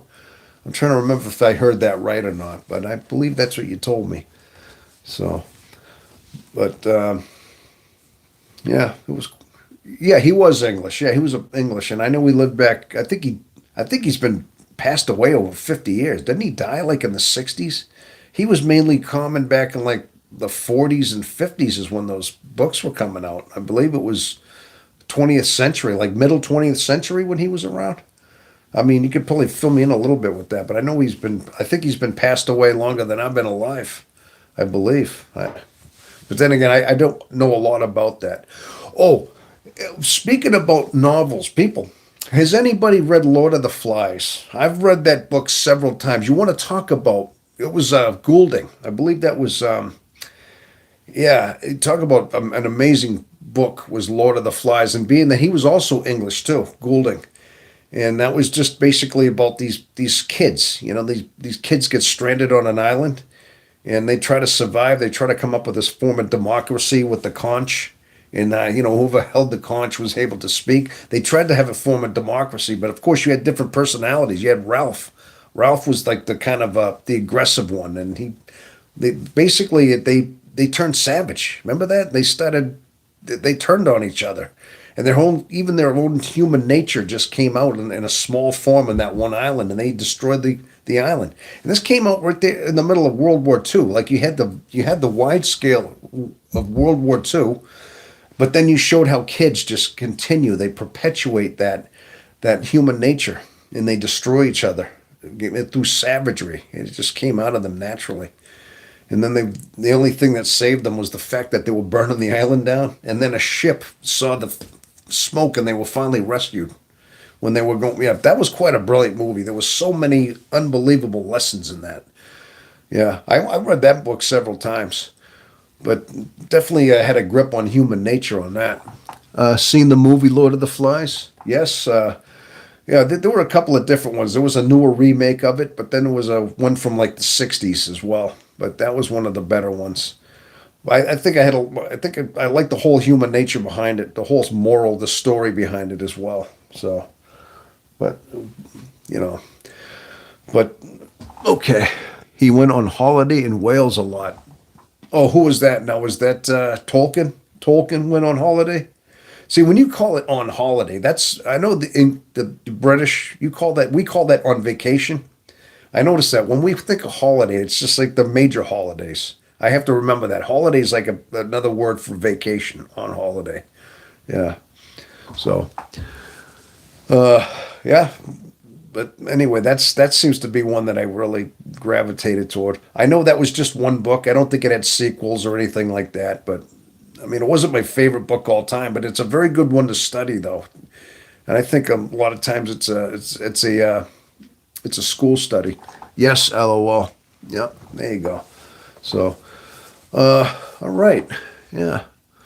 So we still have quite a bit. Wow, this chat has gone down quite a bit. I'm scrolling up the chat. It's actually it looks like a grocery list. I'm just backed it up a little bit here. Well, I want to thank people. I want to thank you all for your input. Definitely. I want to thank you all for that. So, but like I said, if there's any concerns you all have, anybody have any questions or concerns, just let me know.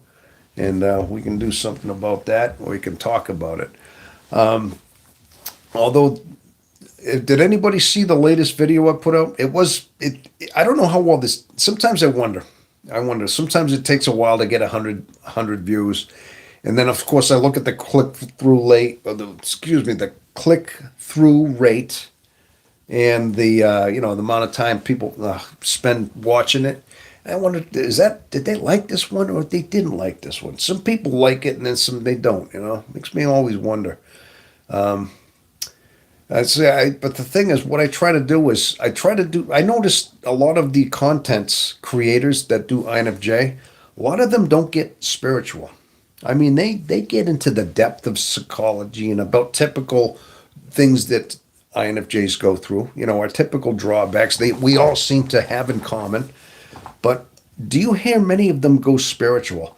I like to add that element because I think so many of us are. And I think a lot of times you respond very much so. Because once we start talking about our spirit, about about our relationship with God, with Jesus, or whoever it may be, I think this is something of an element that draws us together.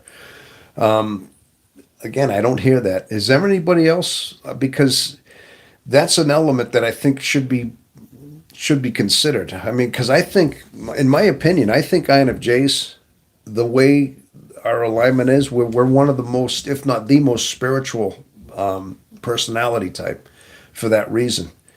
It's just because of all of our alignments. I mean, introverted, intuitive, and being always isolated in your mind, you have so much time to reflect within yourself.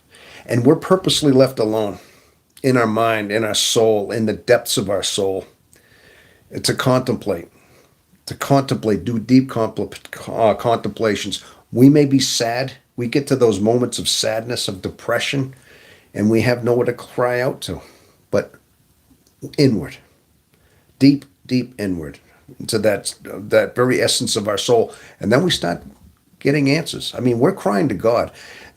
We're left alone for a reason. That's what this was about. I think I had my last video was called "Are INFJs the Chosen?" And I was asking that question. That in a sense we are left alone, and we are left isolated. And there's a reason why. And that came to me one day, that the answer came. You were left alone to find God.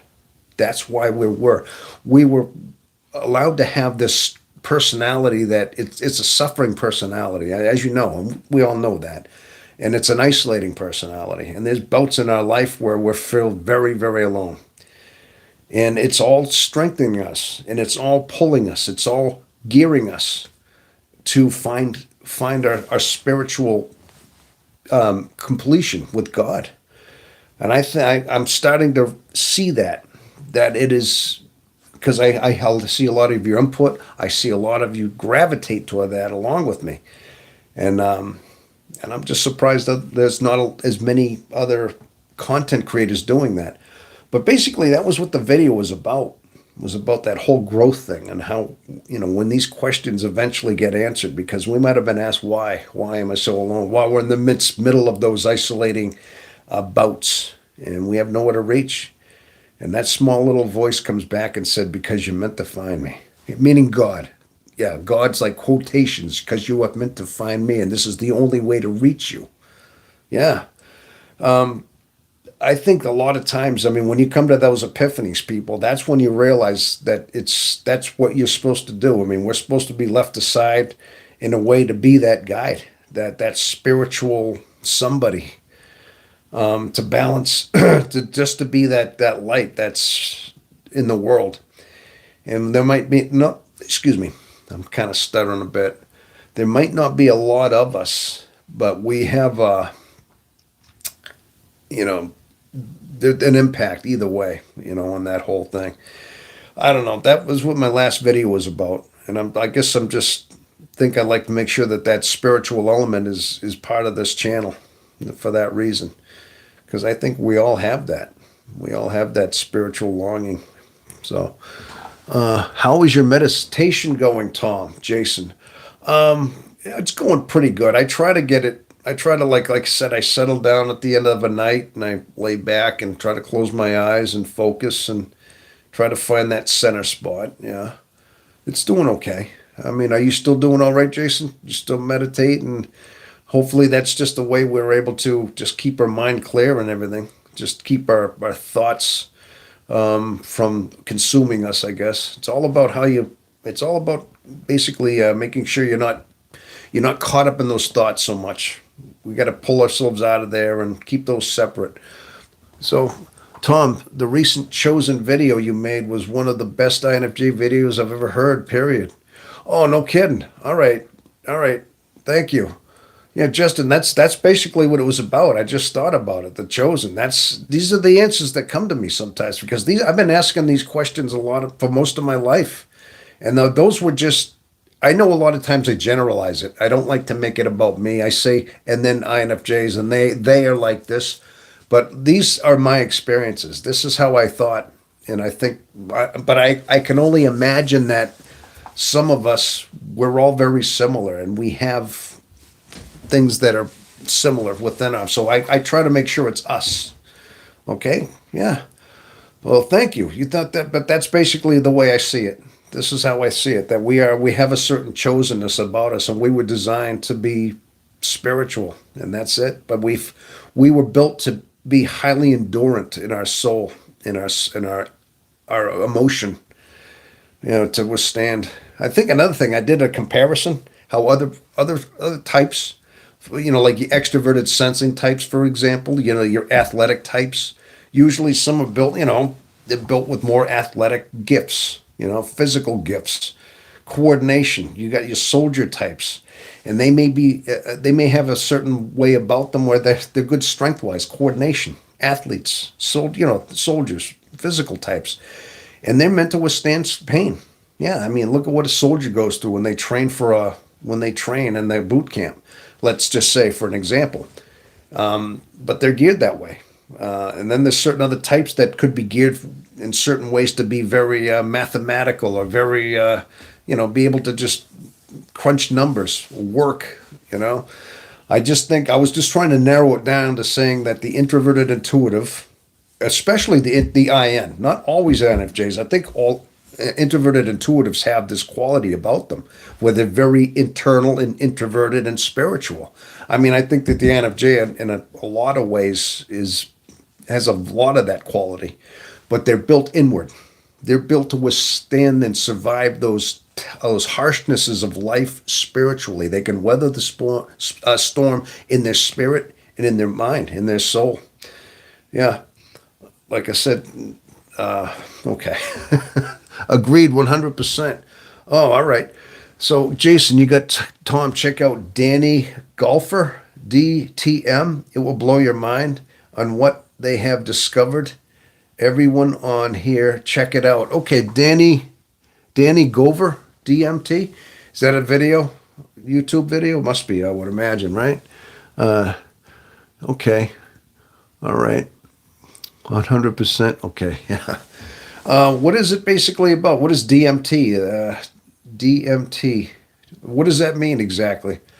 I'll have to check that out. Matter of fact, let me see if I can write that down here. I should write some of these things down. Sometimes you let me know, hey, check this out, and I make a point to remember it, and then after I'm like, oh, what did they talk about? And then I forget. So I'm going to write this down, all right? Okay, give me a second here, people. So DMT is a drug. Oh, it's a drug. Oh, is it something new? Oh my God, is that what that is? All right. Now, is that what you call it in the UK? Is it a slang? Would it be something differently referred to here in the United States, or is that just how it is identified everywhere? You know what I mean, Jason? But I'm gonna write that down. So Scott Morgan, who I mentioned, is a Christian counselor. Oh, okay, Lottie, thank you. All right. See, I was asking that question. So Scott Morgan, like I said, I haven't heard of him, but you say he's a Christian counselor. Okay, well, so I guess that was my answer then. Like I said, I think there's that element is very strong with everybody here. Okay, and it seems that's universal, everywhere. DMT. All right, DMT then, huh? And that was the name of that was Danny. All right, I have to.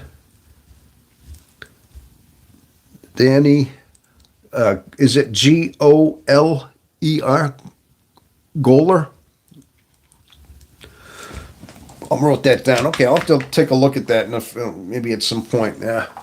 So, just type in Danny Golver DMT. Yeah, that's what I wrote down. I will do that. All right.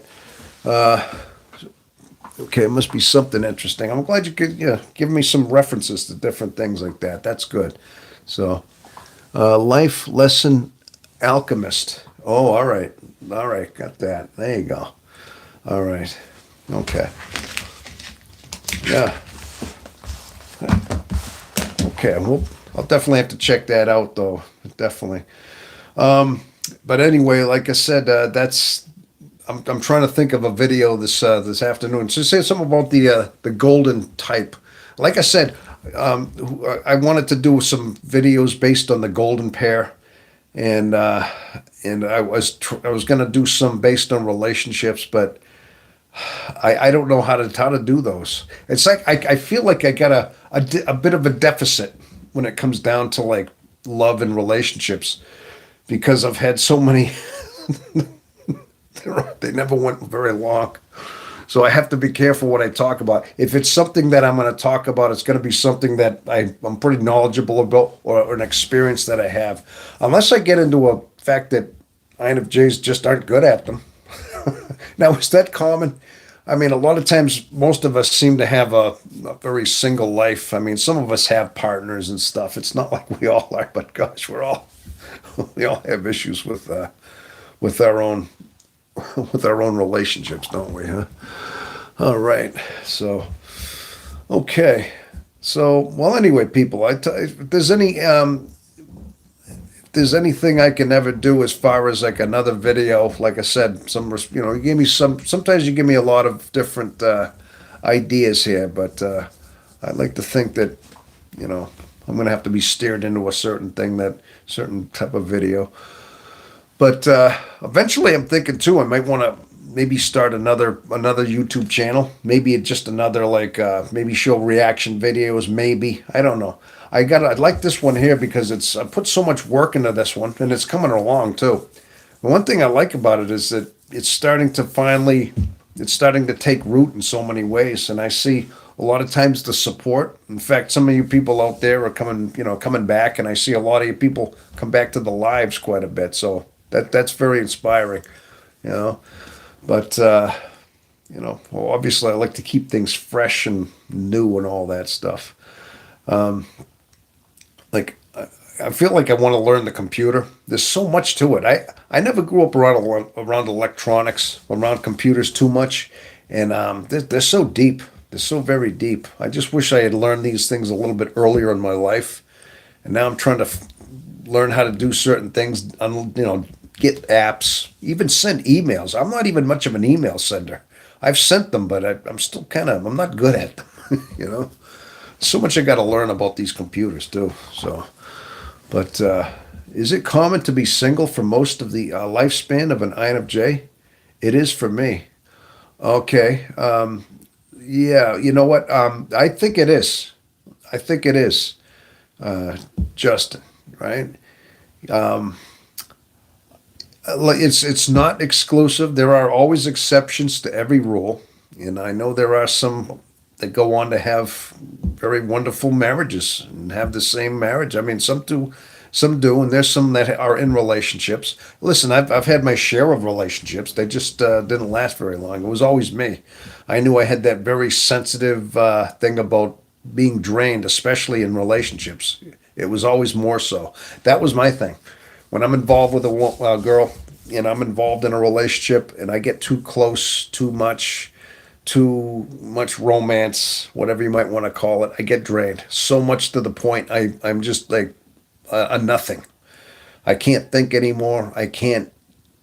I mean, I just can't. I have no life left. I feel like I'm just like consumed. Like my mind doesn't. It's not even clear anymore. And I have no choice but to retreat. And I have no choice but to like. I mean, to just end it. Or back myself away, like start not calling as much, maybe skip a weekend. I don't go out or something, and sometimes that's not enough. And then after the relationship's over, it's like I spend months and months just trying to recoup myself, rebuild myself, and I've gone through that cycle so many times. That's always been my problem. So yeah, that's the only way to describe it. But I think a lot of us do. Relationships to an INFJ are just that, especially when you're involved with the wrong person. All right. I mean, gosh, INFJs, we still have our own drives. We still want to love somebody. We want to have somebody in our life, but in fact, very much so. I mean, we got that whole longing for the soulmate, that whole longing for somebody. We think we have a destiny, that we're somebody that is lined up, is meant for us, that is put on this earth for us. There's somebody, and we're just the right time, the right place, the right moment when you're ready is going to happen. And it might be just something random, it's just going to be, you're going to bump into her like in the middle of a grocery store and she's going to spill all her food on the ground and you're going to be like, oh, and that's it. You see what I mean?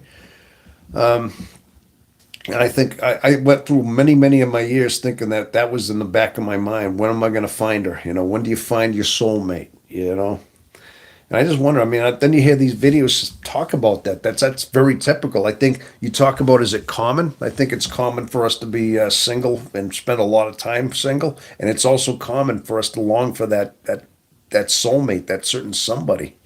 Yeah. So, oh, what is that? Is that what DMT is, Greg? Dime the dimethylpethamine? Dimethyleth. Oh, I hope I'm saying that right. That must be what DMT is, huh? Yeah. It, I had a loads of relationships, but I become the psychiatrist in them, and I need my alone time, so I'd rather be on my own. All right. S- Study compatibility of these types, and it's easier in relationship videos. Bias about what you learn you can make in relationship videos. Just fine. Yeah. Okay. It also provides it also, oh, all right. So provides a psychedelic experience that would put you into the next dimension. Oh, is that right? Oh gosh. Oh, so so that it's a psychedelic. That DMT, is that what that is? I never heard of it. I just good stuff. Used spiritually, of course. uh, I don't know. Do you think? I mean, can psychedelics can they be used spiritually? I mean, I don't know if they can. I know they try to say that, but usually, you're expanding the mind. Yeah, you're opening up all those different mind things, but I don't know if it's actually. I'd actually call that kind of stuff like the forbidden fruit stuff. I mean, gosh, that's more like that stuff's really put you into another dimension that's almost unnatural. I mean, it is, but it isn't. I think we have an ability to see those kind of things in our mind, but I think these are kind of like cheat codes in a way. Yeah, yeah, that's what it is. Yes, just watched it. Oh, okay. Yeah, I'm gonna have to look at that when we get a chance to. Yeah. Oh, I had a near death experience, and this was very very close. Okay, okay. Oh, yeah.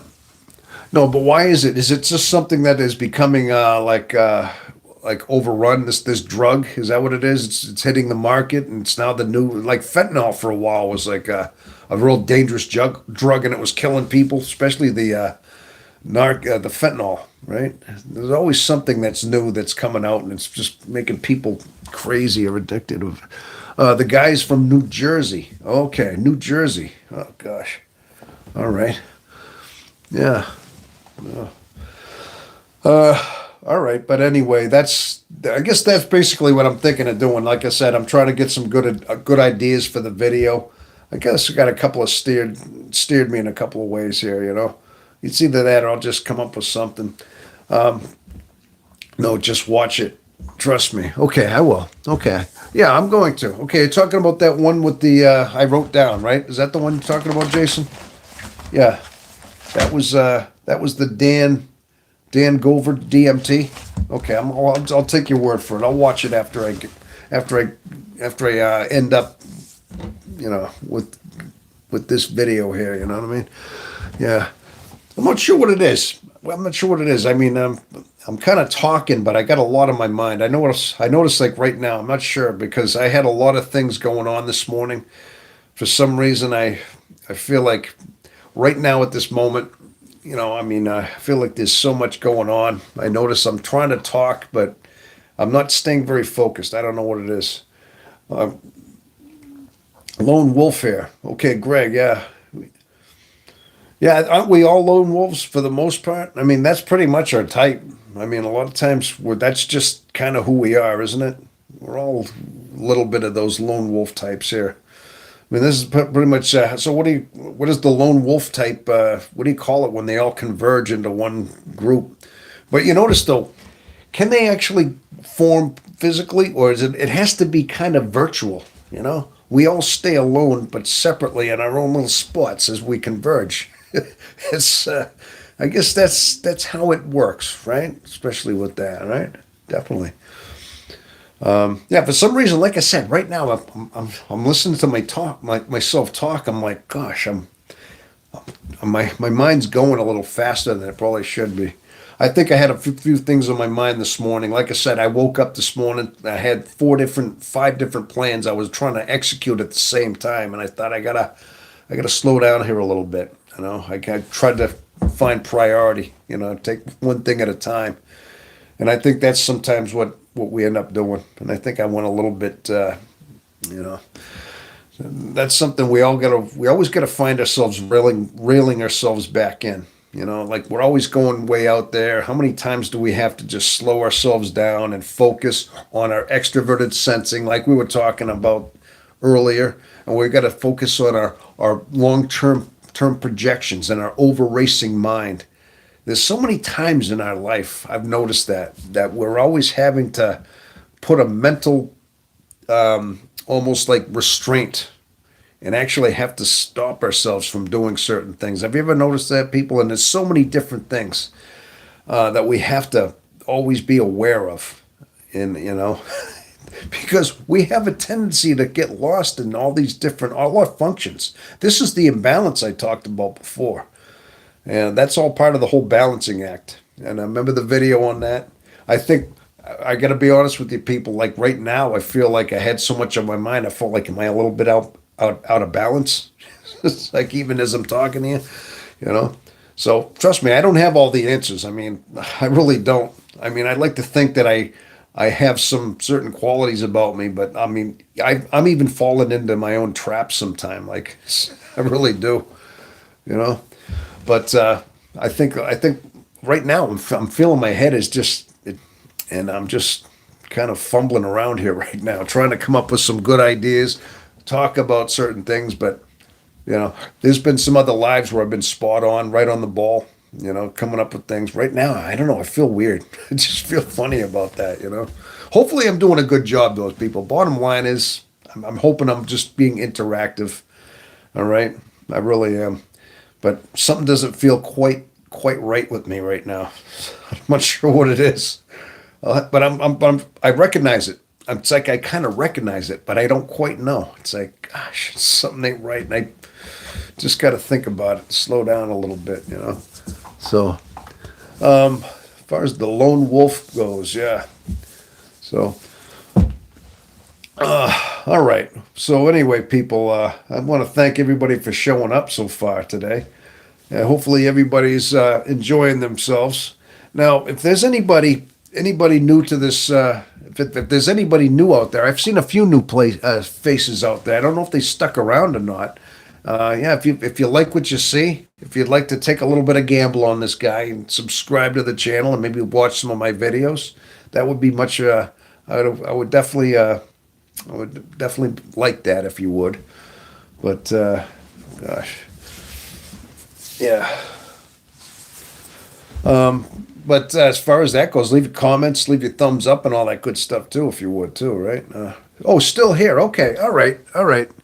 Like I said, I've had a rough week as well too. Have you had a rough week? Did you, Jason? I don't know. I don't know what's going on. I just don't feel. I feel like myself. I feel like I want to be here, but at the same time, I'm like, why do I feel so scattery? I don't know. I don't know what it is. Although I did eat some ice cream a couple hours ago. I'm wondering if all that sugar is just going through my mind right now. Maybe I ate a little bit too much ice cream, but I don't think it's always that. It was even before that. Yeah, I've just had I've had a lot of different things I've had to think about as far as just financial stuff. The channel. I want the channel to survive, of course. And sometimes I'd like to spend more time on it than I got. Like most of the week I was working and I'm like, I want to cut a video out. I want to cut a short. And like I said before, it's like sometimes I don't have time, and then it's like I feel like I neglect it without trying or wanting to. So I'm up and down. Yeah, I've had a rough week. I think we all do. I think that's part of what we are. Not just as INFJs, I think people in general. Sometimes we have our good moments, where our clear moments, where our clarity is dead on, and we're right on the ball with things. And then there's other moments where we're a little foggy, and for some reason, maybe we're a little more, got a little more jet lag, or we feel like we haven't got enough sleep from the night before. Things are on our mind, and not to mention our type, we let things bug us. I mean, we overthink and over rationalize things, keep repeating things in our head so many times, and yeah, these are things that we're always having to deal with. But sometimes in our life too, I mean, there's things that just we're not really. You can't put a finger on it. You know, you got to kind of almost like wonder what it is. You know what I mean? I mean, sometimes you want to be alone, or sometimes you don't, or you kind of do a little bit of both. It's like it's yeah. Well, thanks, man. Yeah, don't force anything. Just let go. LOL. Well, thank you.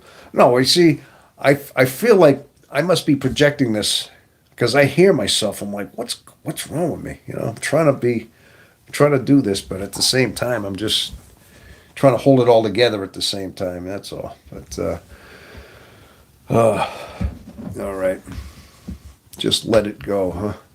Well, okay. Now there's seven watching. There was a few more in there. Um, as far as the let's see. Yeah, okay, look at the lone wolf here, Greg. So, Greg, you're from Hawaii, and you got the lone wolf out there, huh? Yeah. Now, have you ever been to the mainland United States? A lot of times, funny thing is, people from Hawaii. I know that's an island way out in the middle of the Pacific. Some people never make it to the mainland. I mean, some people spend their whole life right in Hawaii because I mean, you only got one way out, and that's just 1,000 miles in every direction, pretty much.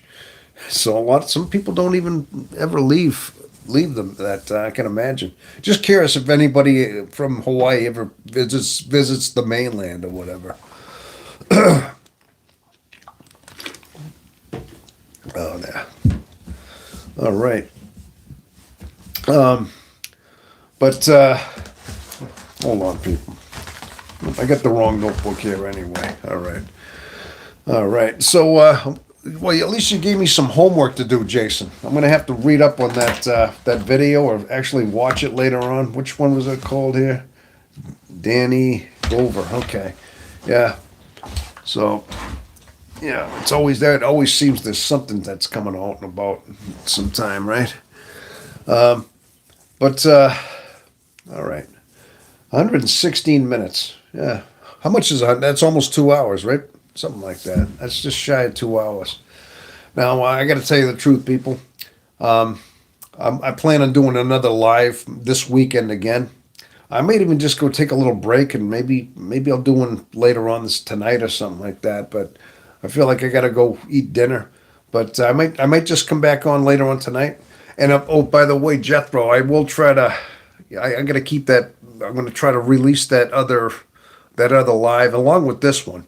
Although I'll tell you, I for some reason I don't feel like myself right now. You know, I can't quite put a finger on it. You know, maybe that's just something we gotta look into, or I gotta look into. Is that I just sometimes you just don't feel yourself. You know, that's all. Well, okay. So people, listen. I want to thank you all for showing up. I've been here for a couple hours. I want to thank you for all attending the live. And I'm glad I have a lot of. It's good to see the regulars. I see a lot of the regulars coming in here. I mean, you're not all here. There's a few others that usually, maybe it's their time isn't quite in alignment, but I do like to see that the regulars come in to watch for the most part. So you really make my day. So, and one thing is a lot of. Yeah, well, thank you. Thank you. Thank you for streaming in the chat. Well, thanks a lot. I do appreciate that. I just feel like I was not very. I should have been more. I should have been more prepared. I don't feel quite myself.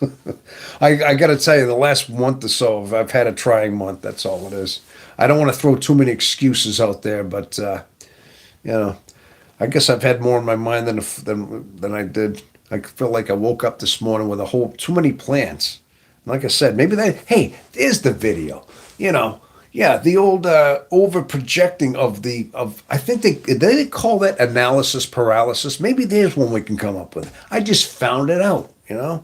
Sometimes I think we look so much in the future, we don't think about our now. We're always so much caught up in everything. And if you start bottlenecking things too much and not putting everything into order, I mean, sometimes I think maybe that could be a shadow.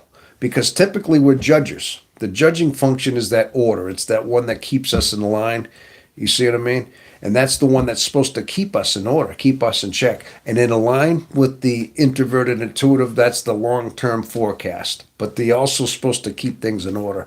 Now, the perceiver type is more the spontaneous, to seeing things for the moment, to seeing things in the now, and a lot of times it's perceiving parts.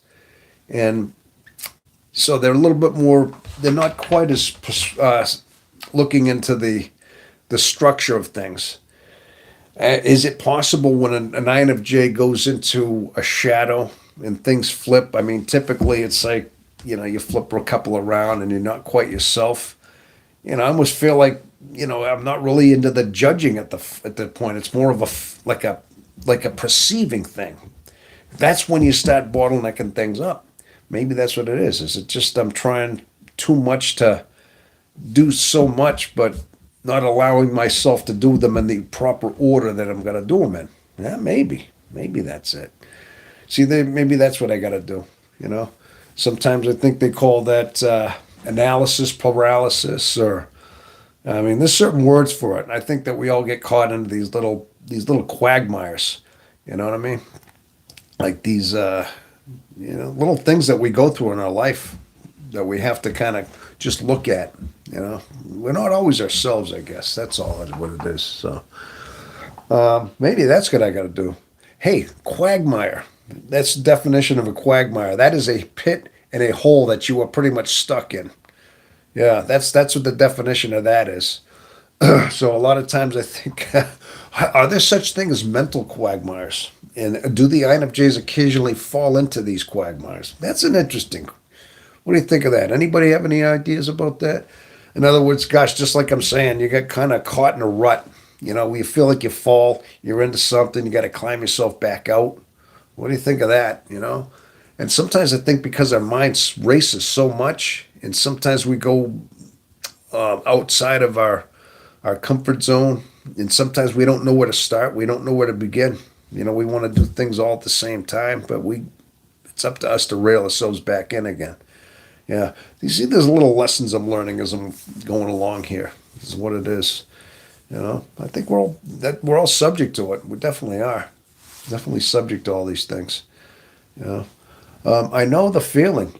You could really think yourself into a hole sometimes. Yes. I'm trying to figure out what it is, because I feel like I had a good intention. I started this, but as I'm talking, I'm like fumbling for things to say. I'm like, what the heck's going on? Maybe I should have wrote a couple things down, but a lot of times I like to know that, the chat helps me out. It steers me into these rabbit holes in a sense, because you ask questions, and then usually I just get into my mind goes and I start thinking about different things and how I would troubleshoot it and things like that. That's all.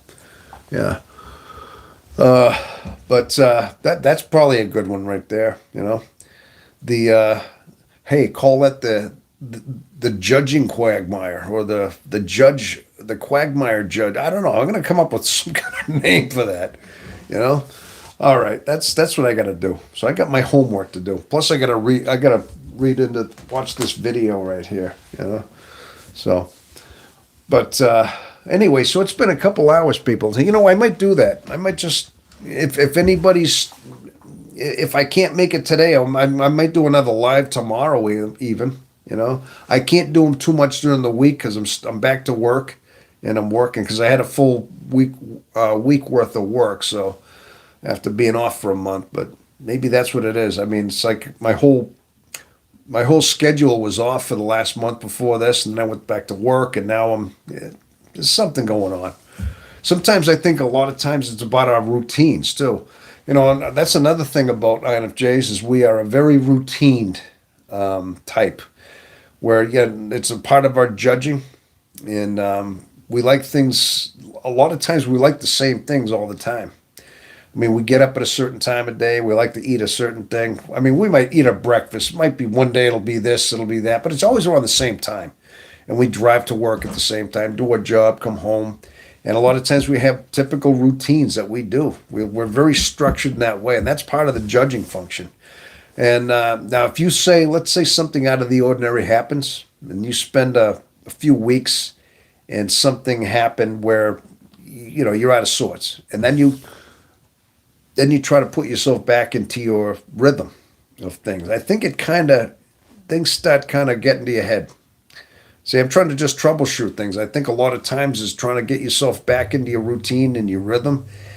I think that could be part of it because you now you got a lot in your mind because you're out of your routine. And I've heard that said before. Maybe INFJs again. That's something that affects us as well. Is that those routine changes? A lot of times we're having to restructure. We're having to reset the groove again. I guess you could say. And sometimes while in the process of resetting a groove, a tempo, setting it back to the way it was, it's kind of a rough. It's a little bit choppy. It's a little, you know what I mean? It's a little bit of turbulence going on in there. There's a lot of certain things. I think that could be just something that we're prone to as well. Just a little bit of turbulence from readjusting our routine. So it could be just troubleshooting it a little bit, right? I know the feeling. You really leave yourself into a hole. So, all right. Well, anyway, people, we're close up to. We got. Looks like we got another subscriber that came in. You know. All right. Awesome. Awesome. There we go. So we're just shy of the 900 mark. We're like 3 shy. that's okay. All right. Okay. All right. But okay, back to the live here. I'm just checking around. That's one of the reasons I like doing these this live here on the computer. At least I can bounce around a little bit more. I'll be back. This was great. Yes. Oh, thanks, Greg. Thank you. Yeah, and like I said, if you're usually I just kind of I put myself out there every so often. Like maybe in a couple hours, I might even do another live, possibly. Okay, and if not today, maybe tomorrow for sure. I like to make sure, and I like to. If you notice too, I mean, I've been covering different time zones, different time areas. I try to reach different people around the country and around the world as well. Occasionally, I go out of different time zones. Sometimes I do them early in the morning, late at night. This was more of an afternoon one, so I try to make sure that I'm reaching different people, like I said before. So, all right, okay. So, people, I've been here for 2 hours. I'm gonna just let this one go. I'm gonna go get some dinner, try to settle down a little bit, and I'm sure I'll do another one. Okay. And I'll definitely try to make sure I rebroadcast this one. I'll put this one public as well, put a thumbnail on it, and try to dress it up a little bit. All right. Okay. Well, people, I want to thank you for all hanging around with me again. All right. And so until the next time I see you again, everybody have yourself a wonderful rest of your day. All right. Thank you so much, people. And I love you all, and God bless you. Thank you so much. Okay. All right.